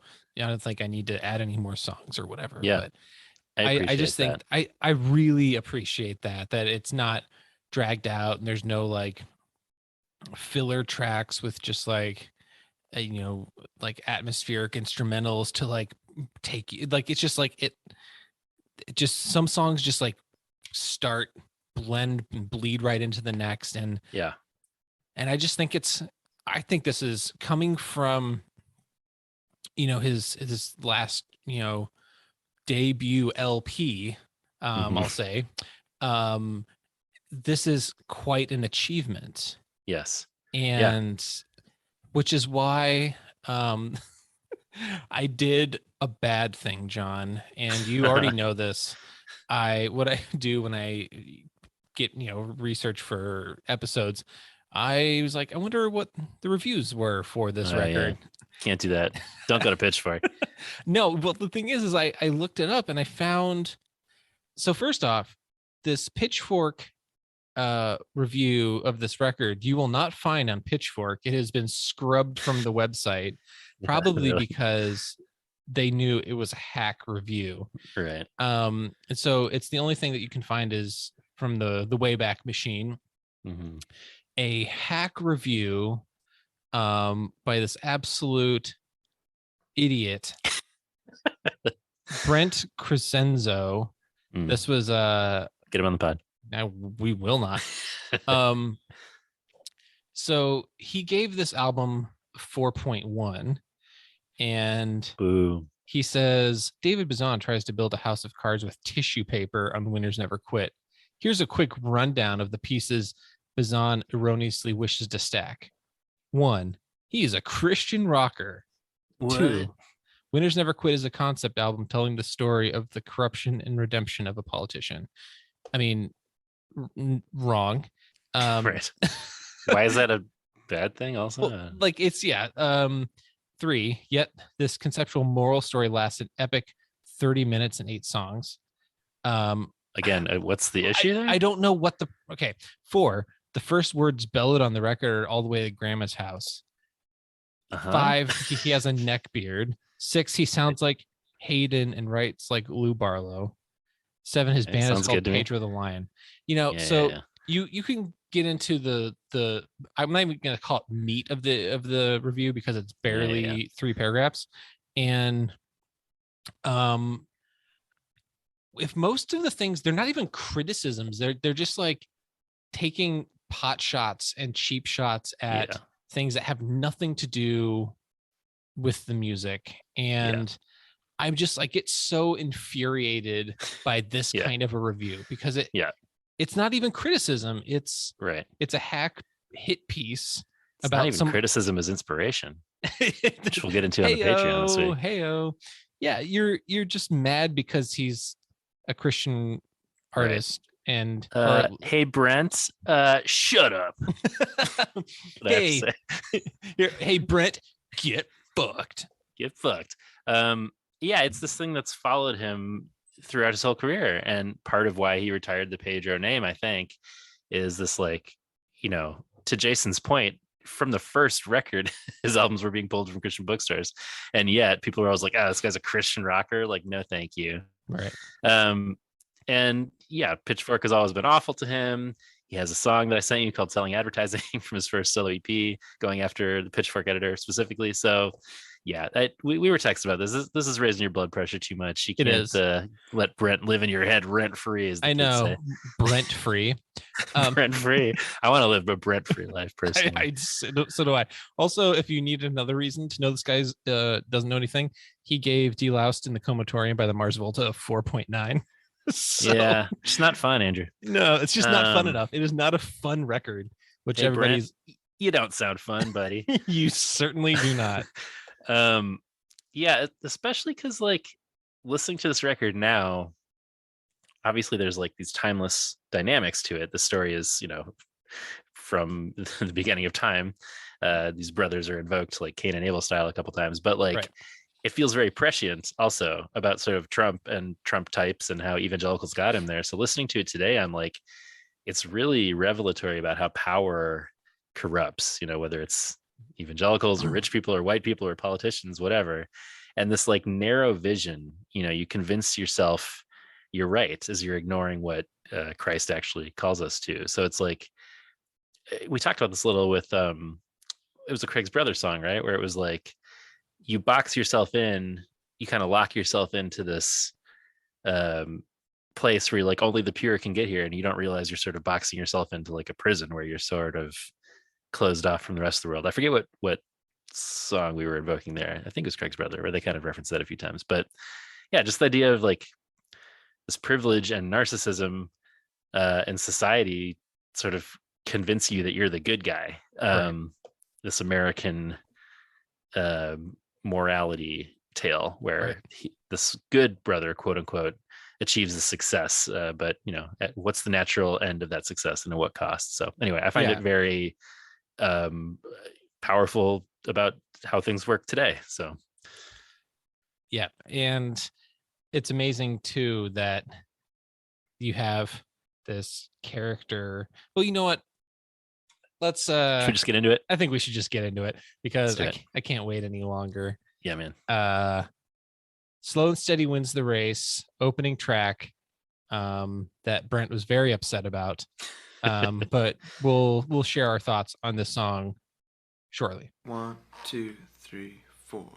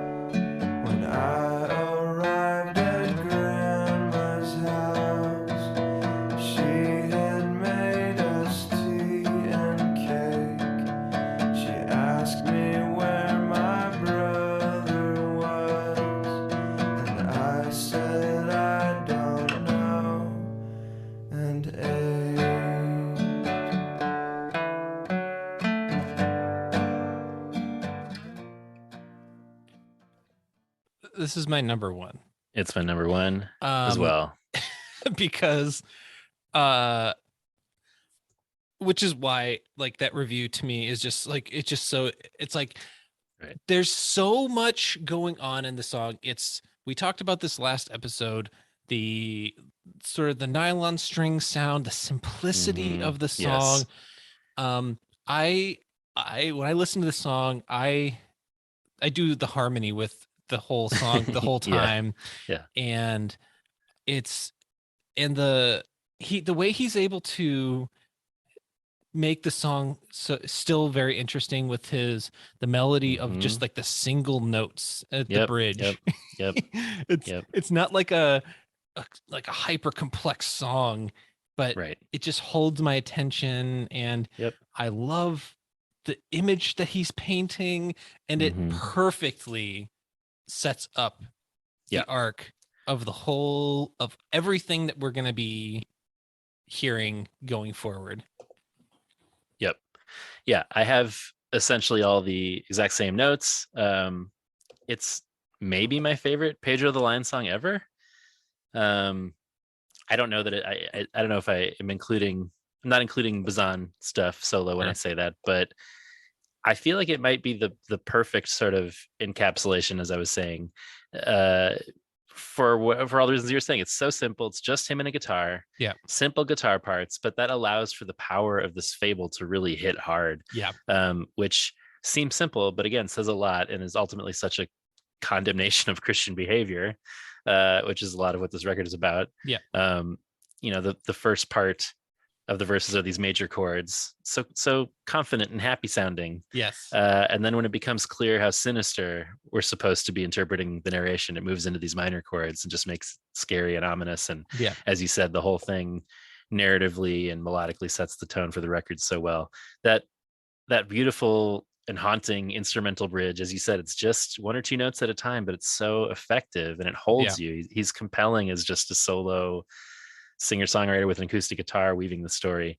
And actually, if you would indulge me for something that I should have told you about beforehand, as much as I love the simple acoustic sound of this version, he did this tour EP version where he had a band, and it sounds really cool with the full band too. So if we could hear a little bit of that version of the song, I just want to hear the bridge from there, so you can kind of hear the rocker version. Sure.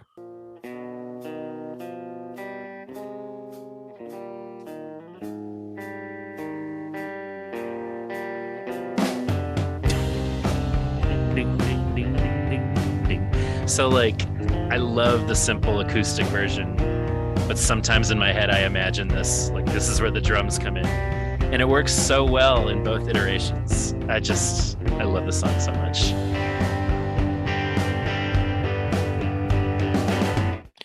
That's outstanding. Yeah, it's great. That whole EP is great. I didn't know that existed. But we need to get to we need to talk about the lyrics at the end of the song, because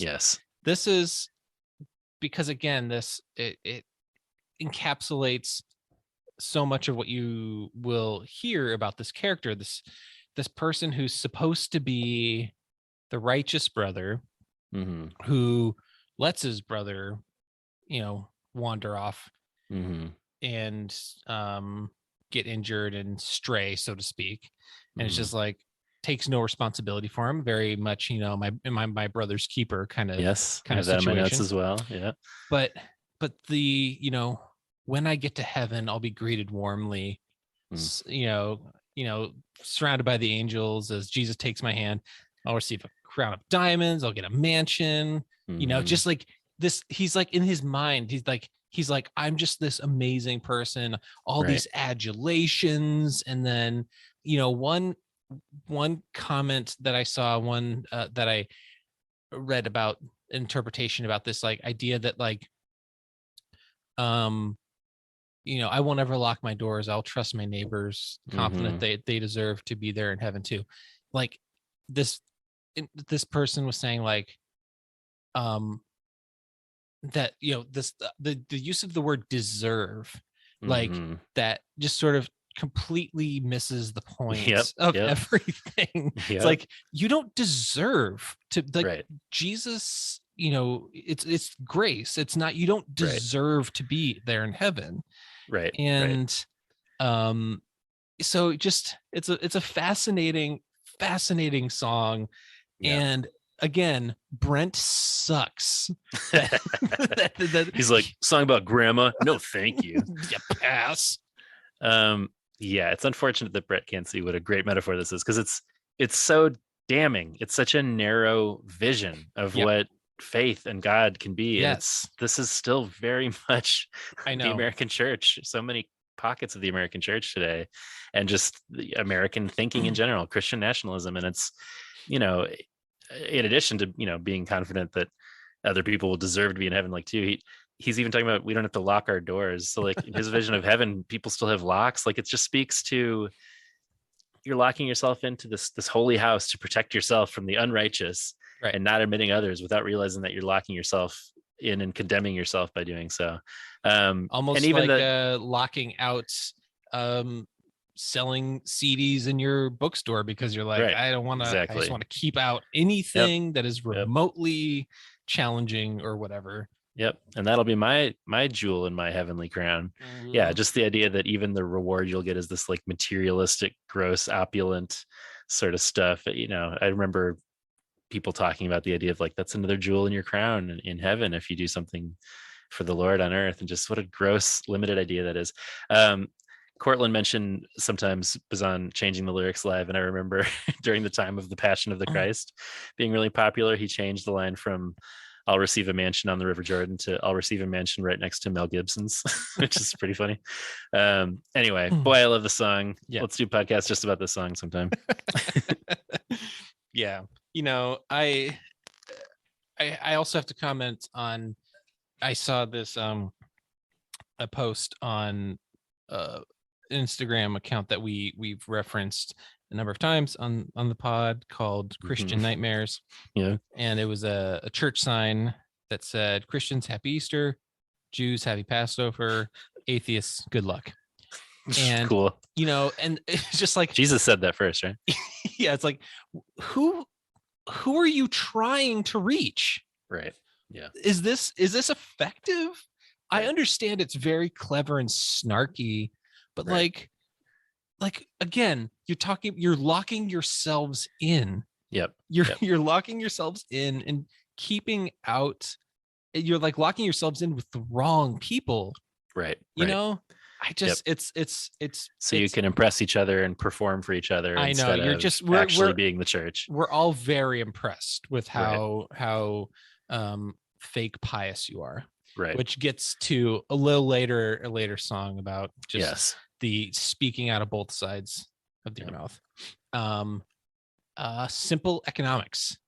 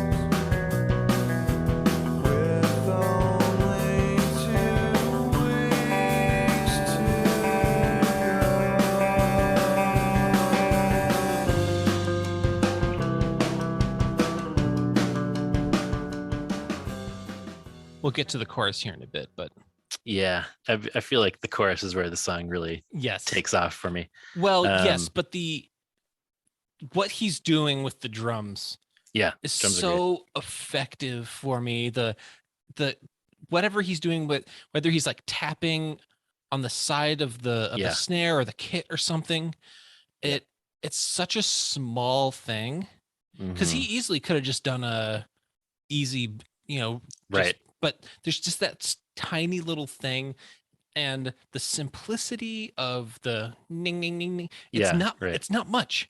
That's the thing. He's so not effective, though. doing much in these songs, and it's so effective for me. And it's so, I just get, the start of this song gets me so pumped every time. Totally. Yep. Yeah. This is the first of that kind of trio songs I mentioned that are more harder rocking, and in each of those guitar parts feel like this, where it's immediately hooky and it gets you excited, but it's very simple. And I think this song, it's not in either of our top three, but like maybe more than any other song on the record, this shows off how good he is at all of the instruments he's playing. Like the guitar part, the drums, as you said, the bass part, I love all of them, and they're all like unique and work well together and are doing interesting things, but are still maintaining this sort of relatively simple melody and song. But yeah, as you were saying, the chorus is really where it starts to rule for me. Could we hear a little bit of that? Hell yes.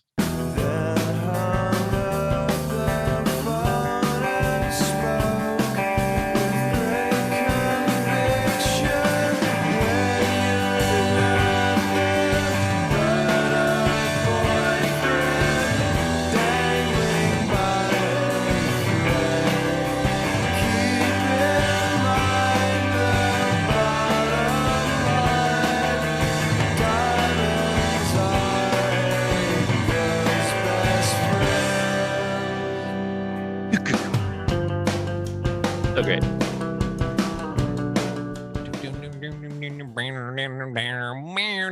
So good. So we find out the righteous brother is now running for office.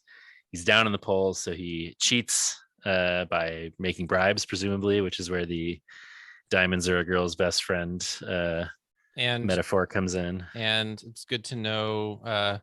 It says power can be such a tease. You're always wanting more. It's good to know that just like sex, it can be paid for. So if you didn't get the diamonds are a girl's best friend part, it's like, yeah, you can buy power. So right. Hashtag campaign finance reform. It's not a thing anymore. We've sort of just accepted that campaigns are fully financially corrupt. Super PACs just became a thing, and people just bought and sold. So cool. Yeah, cool. Still prescient, as discussed. Yes. Anyway, great song. Yep. To protect the family name.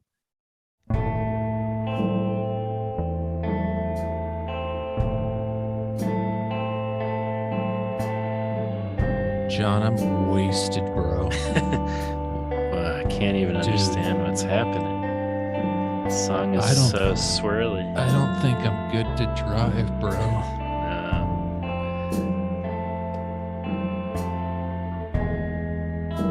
Can I crush on your couch? Yeah, man. Pull up a couch.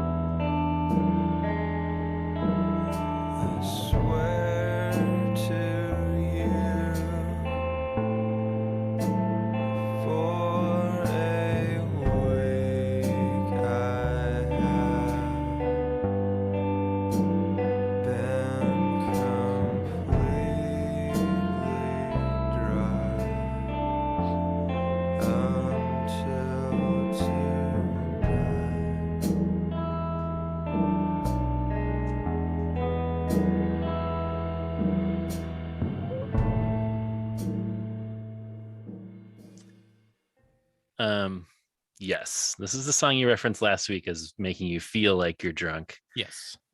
Which is a perfect way to encapsulate a song about being drunk. Yes. I again, your mileage may vary on some of these slow songs. I don't find it boring. I find it very effective. Which is why it's my number 3. Okay, cool. Sorry to steal your shine there to name that. No. It's fine.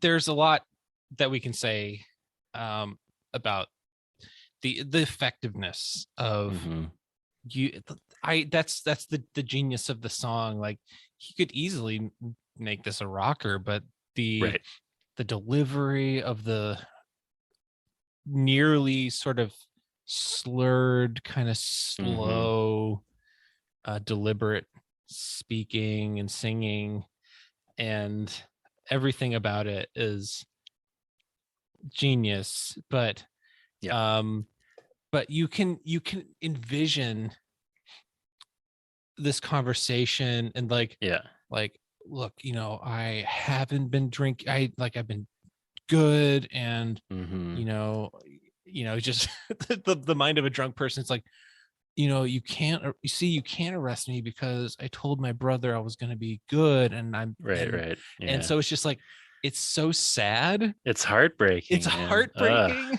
Yeah. Like, especially like, so you see, you can't arrest me. It's just like a heartbreaking line. Yeah, he's like, come on, like, I don't want to like embarrass my family again. Yeah, I mean, the irony that he's the one, of course, trying to protect his family, right? That his more obvious quote unquote failings are the things that will hurt the family name, and not the terrible things his brother's doing or his parents are maybe doing, that he thinks of his brother as being this good example, doesn't want to let him down. It's so sad. It's so sad. And his brother is the good, quote unquote, good brother, sitting him down, being like, I love you, but I hate your sin. And then being the brother, that the good brother is being the one who's cheating on his election and murdering his wife. Right. Yeah. So verse 2, which we didn't hear in the little clip. Yeah. His brother sits him down and graciously explains, as the brother says, if I'm going to help you, I must make it clear that I love you, but certainly I hate your sin. And it's just, what an exposure of hateful thinking and theology that permeates the church. This further pointing out what a gross hypocrite he is, and by extension, Christians in power who say they love the sinner and hate the sin, right? While taking part in more acceptable social sin of obtaining money and power through immoral means. So it's just like a perfect distillation of that for me here. Yeah. And it's nothing has changed in the 22 years that since this album has come out. Nope. But I love the song, and even though it's the longest song on the record and it's so slow, it's still, to me, is so effective. And the way he sings it, because it doesn't pick up, it just sort of stays in this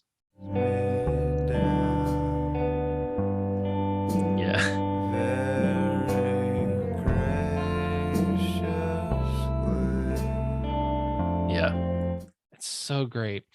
So from that song, things take a turn into A Mind of Her Own.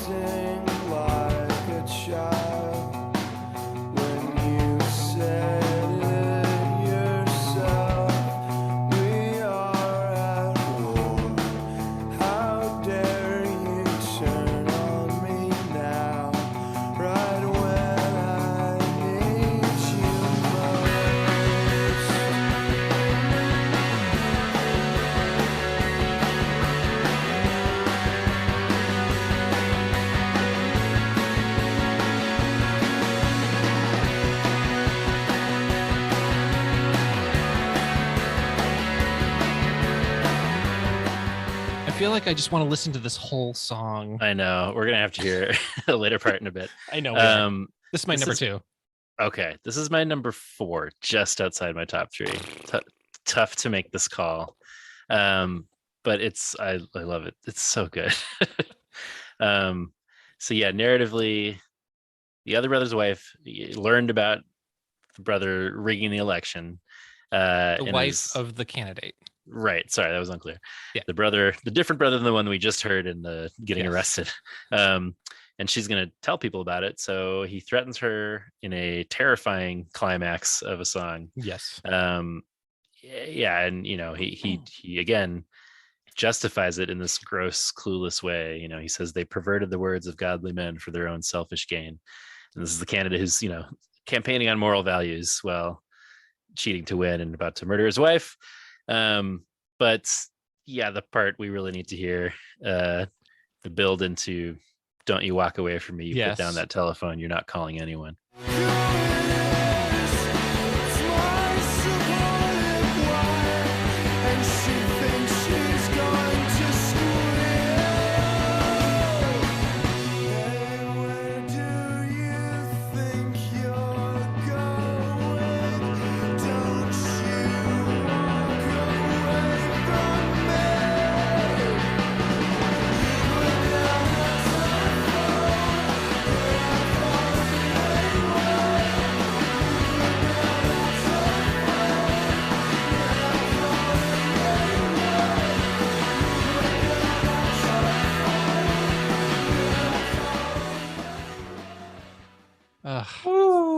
Yeah. that man. Like, don't you walk away from me. It's just like, that is. Yeah. It's so scary and violent, and the music reaches this fever pitch and his voice breaks and man, you're like, what's going to happen here exactly? And then unfortunately, also the dear unlock the door, you're acting like a child is right. Yeah. Super gross, demeaning, condescending, also terrifying. It gives me like definitely giving me Shining vibes. Where just like, I love you and I'm gonna bash your pretty little head in. You're just like, oof, okay, darling, light of my life. Give me the pets. Right, very Shining vibes. Yes. But and to Cortland's point from our conversation, like, this dude was addressing patriarchy and gaslighting from minute 1 and toxic masculinity in a way that people weren't doing much at all, let alone in the Christian world at the time. So if we have any doubts about what happens, it's immediately clear from second one of the next song. Yeah. And the this part at the end, I think I'm just sort of like just imagining it myself, but this harmonic chord that he's hitting on the guitar is sort of like, it just it sort of to me sounds like the dial tone of good. In my mind I like envision like a phone like hanging off the hook. Totally. Just like, I've always pictured that too.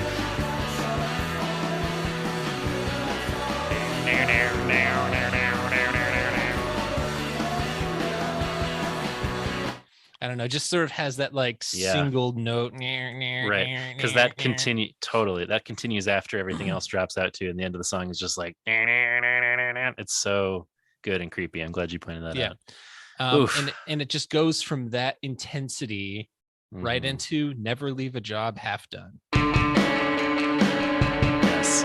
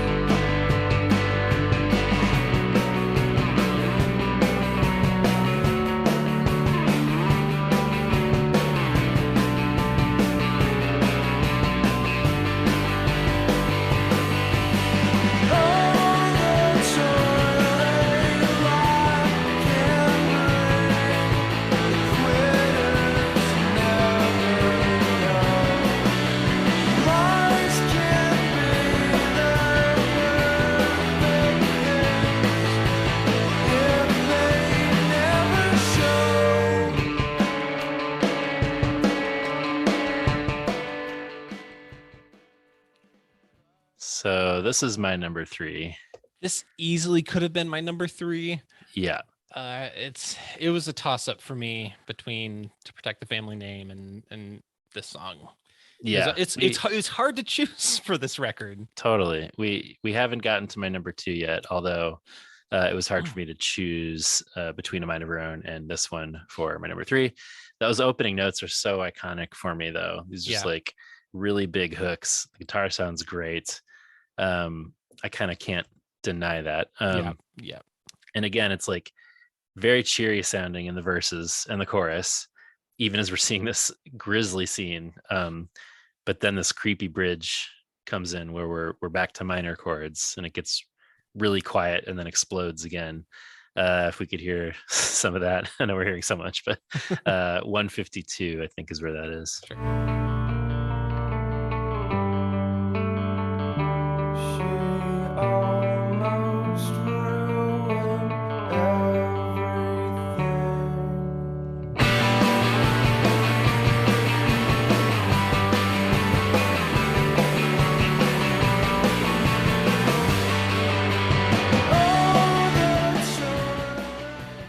Then we might need to hear the end with a little bit of the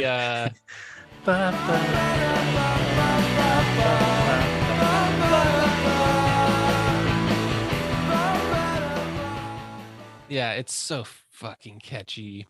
It's so catchy and so dark. So dark because it's like it's like it's ending the song with bada. It's like so poppy and catchy, and it's like after a song about murdering his wife. Right. Yeah. I like how, instrumentally it tracks again the mindset of the narrator, where it's like, hey, quitters never win, never leave a job half done. Like he's got this cheery attitude after murdering his wife, and then like the second creeps in where it's like gets very dark and quiet, and then he's back to convincing himself with this cheery ba ba da ba ba ba. I'm almost like it's like the sound of the husband justifying it to himself. Yeah. After a momentary acknowledging of the horror of what's happened, Yeah. But the part that like rings in my head is, in his mind, she was the one that was wrong. Right. Yeah. She almost ruined everything. She almost blew this for us. Right. I mean, thank for God me, I murdered her. Yeah. But because she's dead, but I'm still alive. Yeah. It Man, is that was grim close stuff. That was really close. And I'm like picturing him like covered in blood, dragging this body, going like ba ba da ba. It's just like disassociating or something. I know, don't right? Yeah. This idea of like, again, these never leave a job half done, quitters never win, like these American sort of mantras, and applying them here to their like disturbing extreme conclusion that like, in this case, murdering your spouse is necessary to achieve those ends. So, oh boy, it's a good one.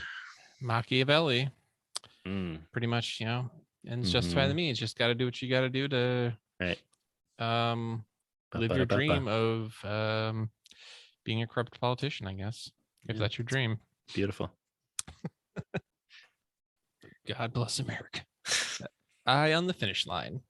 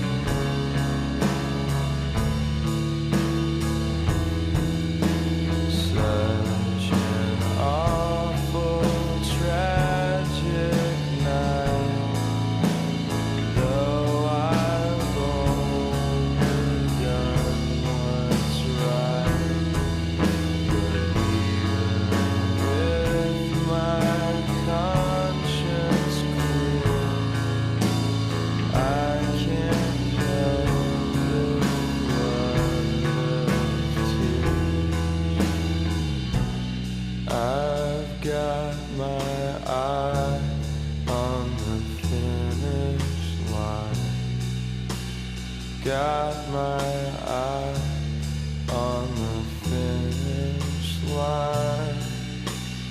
got my eye on the finish line.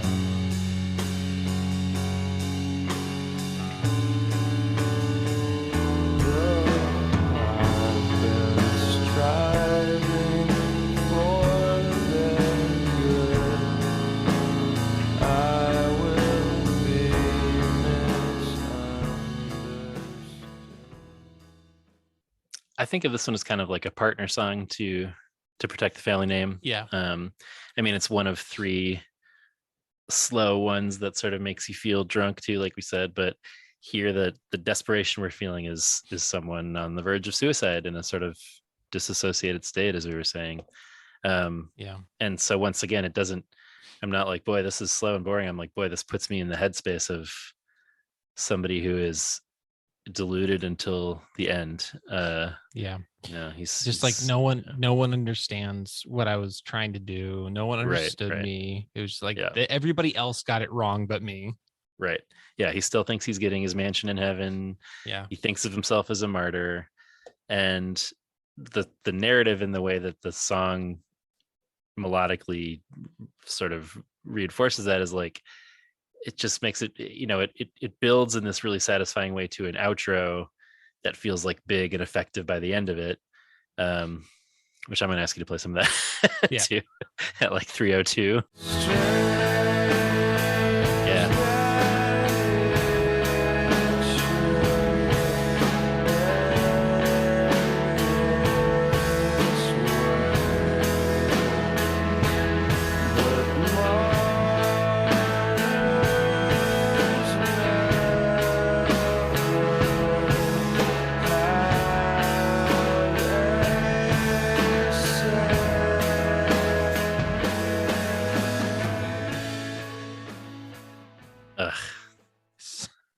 I love it. It's so pretty and so disturbing at the same time. It sounds almost like a hymn. Yeah, totally. The melody that it just sounds very hymn-like. Mm-hmm. And but as the lyrics are going there, we're exposing just how dangerous fundamentalism is, whether it's applied to religion or capitalism or politics. How dangerous the combination of all those things is, in the finish line being both this sort of nationalist idea and a Christian idea, like whether it's a campaign win or heaven, like the ends justifies the means of however you have to win the campaign, however you get to heaven, and just how chilling that is. Yep. And just imagine if you had tens of millions of followers and devoted people who just follow whatever you say blindly. Doesn't matter. No thought is your own. Yep. Good times. Great times. Bad things to such good people.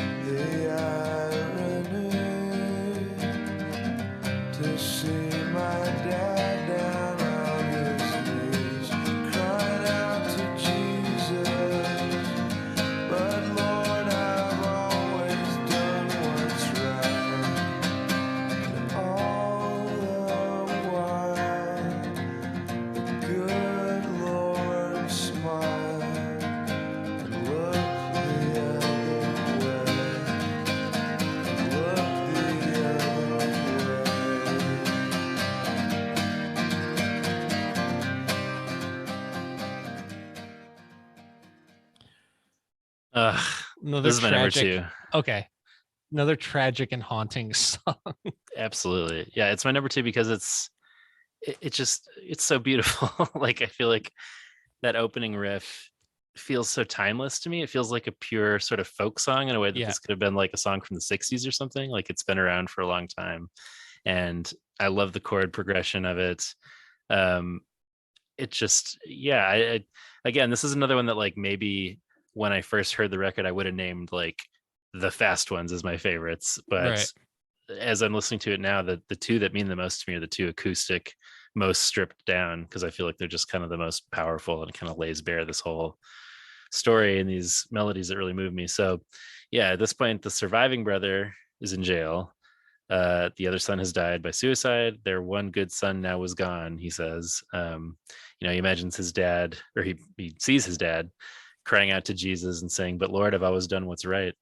Like, man, it's just, it's such a, again, such a like condemning of that kind of thinking and heartbreaking again. He says, when we were kids, I did my best to make them proud. It wasn't in me. I could not fly straight to save my life. And yet he's the one who is alive and hasn't committed atrocious acts. It's what's sad to me is like, for all we know, this brother in jail, his lone sin was maybe alcoholism and struggling with addiction. Right. But like throughout this narrative, he's like been so concerned about the other members of his family and like caring about what they feel and what they think, when everybody else is like, my brother, he's the sinner, and the parents are like, I only have one good child, and like, and he's like wanting to do his best, and even when he's in jail, he's still like thinking about other people and trying to do, like, it's a heartbreaking story that like he can never do anything good, and like he's still referring to his murderer brother as the good son. Right. Yeah. And it obviously kind of culminates in the chorus where it says, all the while the good Lord smiled and looked the other way. Right. I feel like the expression of that idea is a bit of a through line through a lot of Pedro and Bazan work. And again, just saying that, regardless of whether it's in the mouth of a character, is like a pretty bold thing for someone still very much in the Christian bookstore world at this point, to say. And I feel like it could feel like that to this family, that thinks that they've done all the right things, including this brother at this point who has bought into that narrative. Right. It feels like God has looked the other way, but it maybe takes a different connotation slightly with the trajectory of the story where it goes in the final song. So I don't know. But the fact that the chorus is the good Lord smiled and looked the other way is like very it's a powerful moment.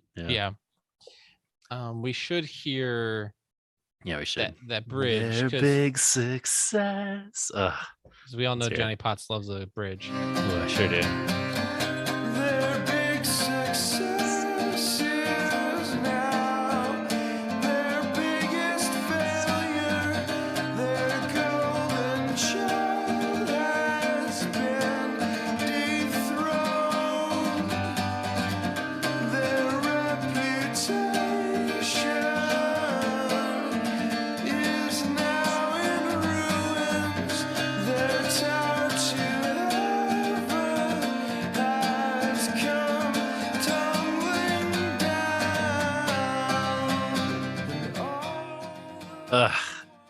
It gives me chills, man. His voice is going to heights that it hasn't gone to so far in this discography, and just the like diggy diggy diggy diggy. He suddenly goes to double time and just it works so well for me. Boy, I love this album. It's so good. It's so good. One more here. One more. That was the penultimate and final song. Winners never quit.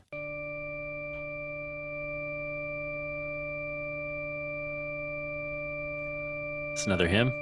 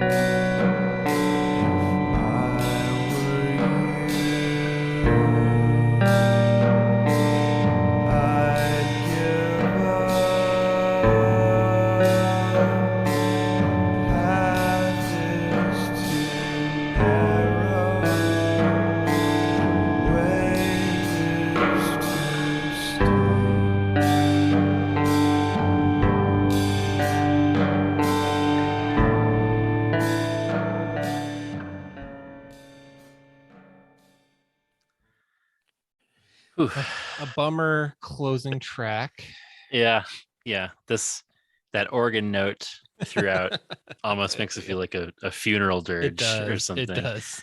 Again, it has that like hypnotizing quality that To Protect the Family Name and Eye on the Finish Line both do. But that descending melody on the chorus, again, kind of feels like haunting and disorienting. But it does build together. This warm guitar comes in for the bridge, and then everything kind of drops out to just the voice and the organ, and that part is very pretty. I take this as the remaining brother being the narrator here, sort of imparting a lesson that there's no way to succeed on the narrow path. That it's better to quit, to quote unquote quit, because he's like, to count it a blessing that you're such a failure, your second chance might never have come. So I read it as sort of a happy ending in that way, in the sense that he's got a chance for redemption here, a second chance that the brother who was supposedly successful never got. I don't know. That's how I read it. I sort of like, in my mind, in the movie playing in my mind of this story, I imagine this like long, slow camera pull out from a dejected, sad brother in prison, like talking about how he's counting it as a blessing, right? That he's there. Yeah. And it's just like, and he's like alone, but he's alive. He's alive, and he was the success worth it. Right. What is success? Yeah. I like that. I like that movie you're making. Let's make that movie. That sounds pretty good to me. Yeah, it's obviously, it's a bummer ending. It's a bummer story, but I appreciate that. Like, he's not like, it doesn't close with him like, boy, and I really screwed everything up, I'm the worst. He's like, maybe I have not been the bad brother here. Right. So that realization feels meaningful. I know that this is a meaningful record for a lot of people, but I really hope that we can hear from folks about what this has meant for them too. I hope it means as much to some folks out there as it does to me and to us. And I have been so excited to dive in, and I feel really pumped up in a depressed way after listening to this and talking through it with you. So let us know what you think at Magnified Pod on Instagram, Facebook, and Twitter.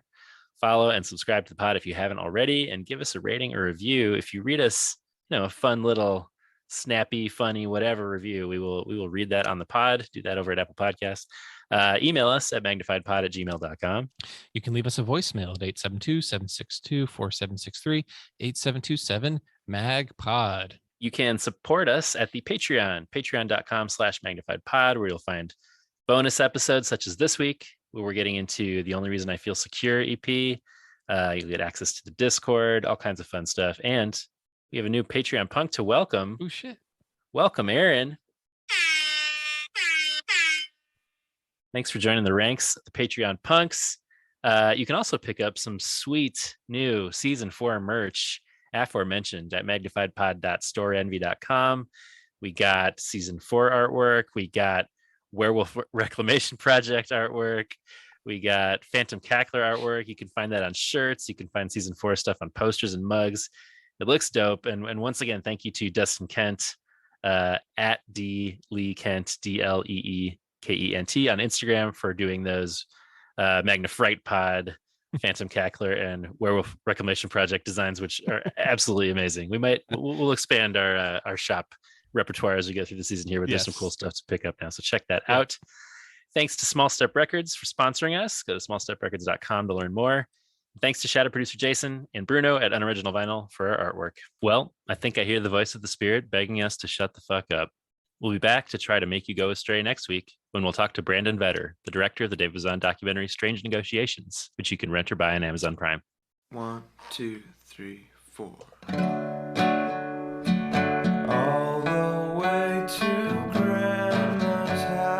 Grandma's house. Sounds dumb. 4.1. Does this guy have a neck beard? Sounds like he's got one. Sounds like he's a Christian rocker. That's lame. Pedro the Lion. Was this a kid's song? I'm a big boy. I don't like that stuff. I'm a grown boy. I listen to songs by men. This guy he's talking about in this album sounds like a pretty good dude. I didn't think he did anything wrong.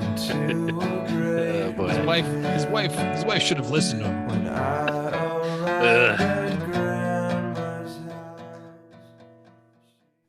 Oh, that's so good. What a good grandma. I mean, I think she's the hero in the story in reality. Where's your brother, by the way? I don't know. This looks great though, Grandma. Thanks for I the hope she went to look for him or something. Yeah, right. This Yeah, cake sounded good. I need a follow-up record that's just about the grandma. Yeah, I don't know. Grandma Detective Agency. Well, that sounds pretty good. Grandma Detective Agency. Yeah. Dave, get at us. She goes into the police station and she's like, "I've made you some cakes, dearie." And they're like, "Oh, thanks, lady." And like she sneaks in, like does some investigation. She's like, good stuff. She's actually a spy. Yeah, this is a spinoff of your movie. For more shows like this one, visit rockcandyrecordings.com.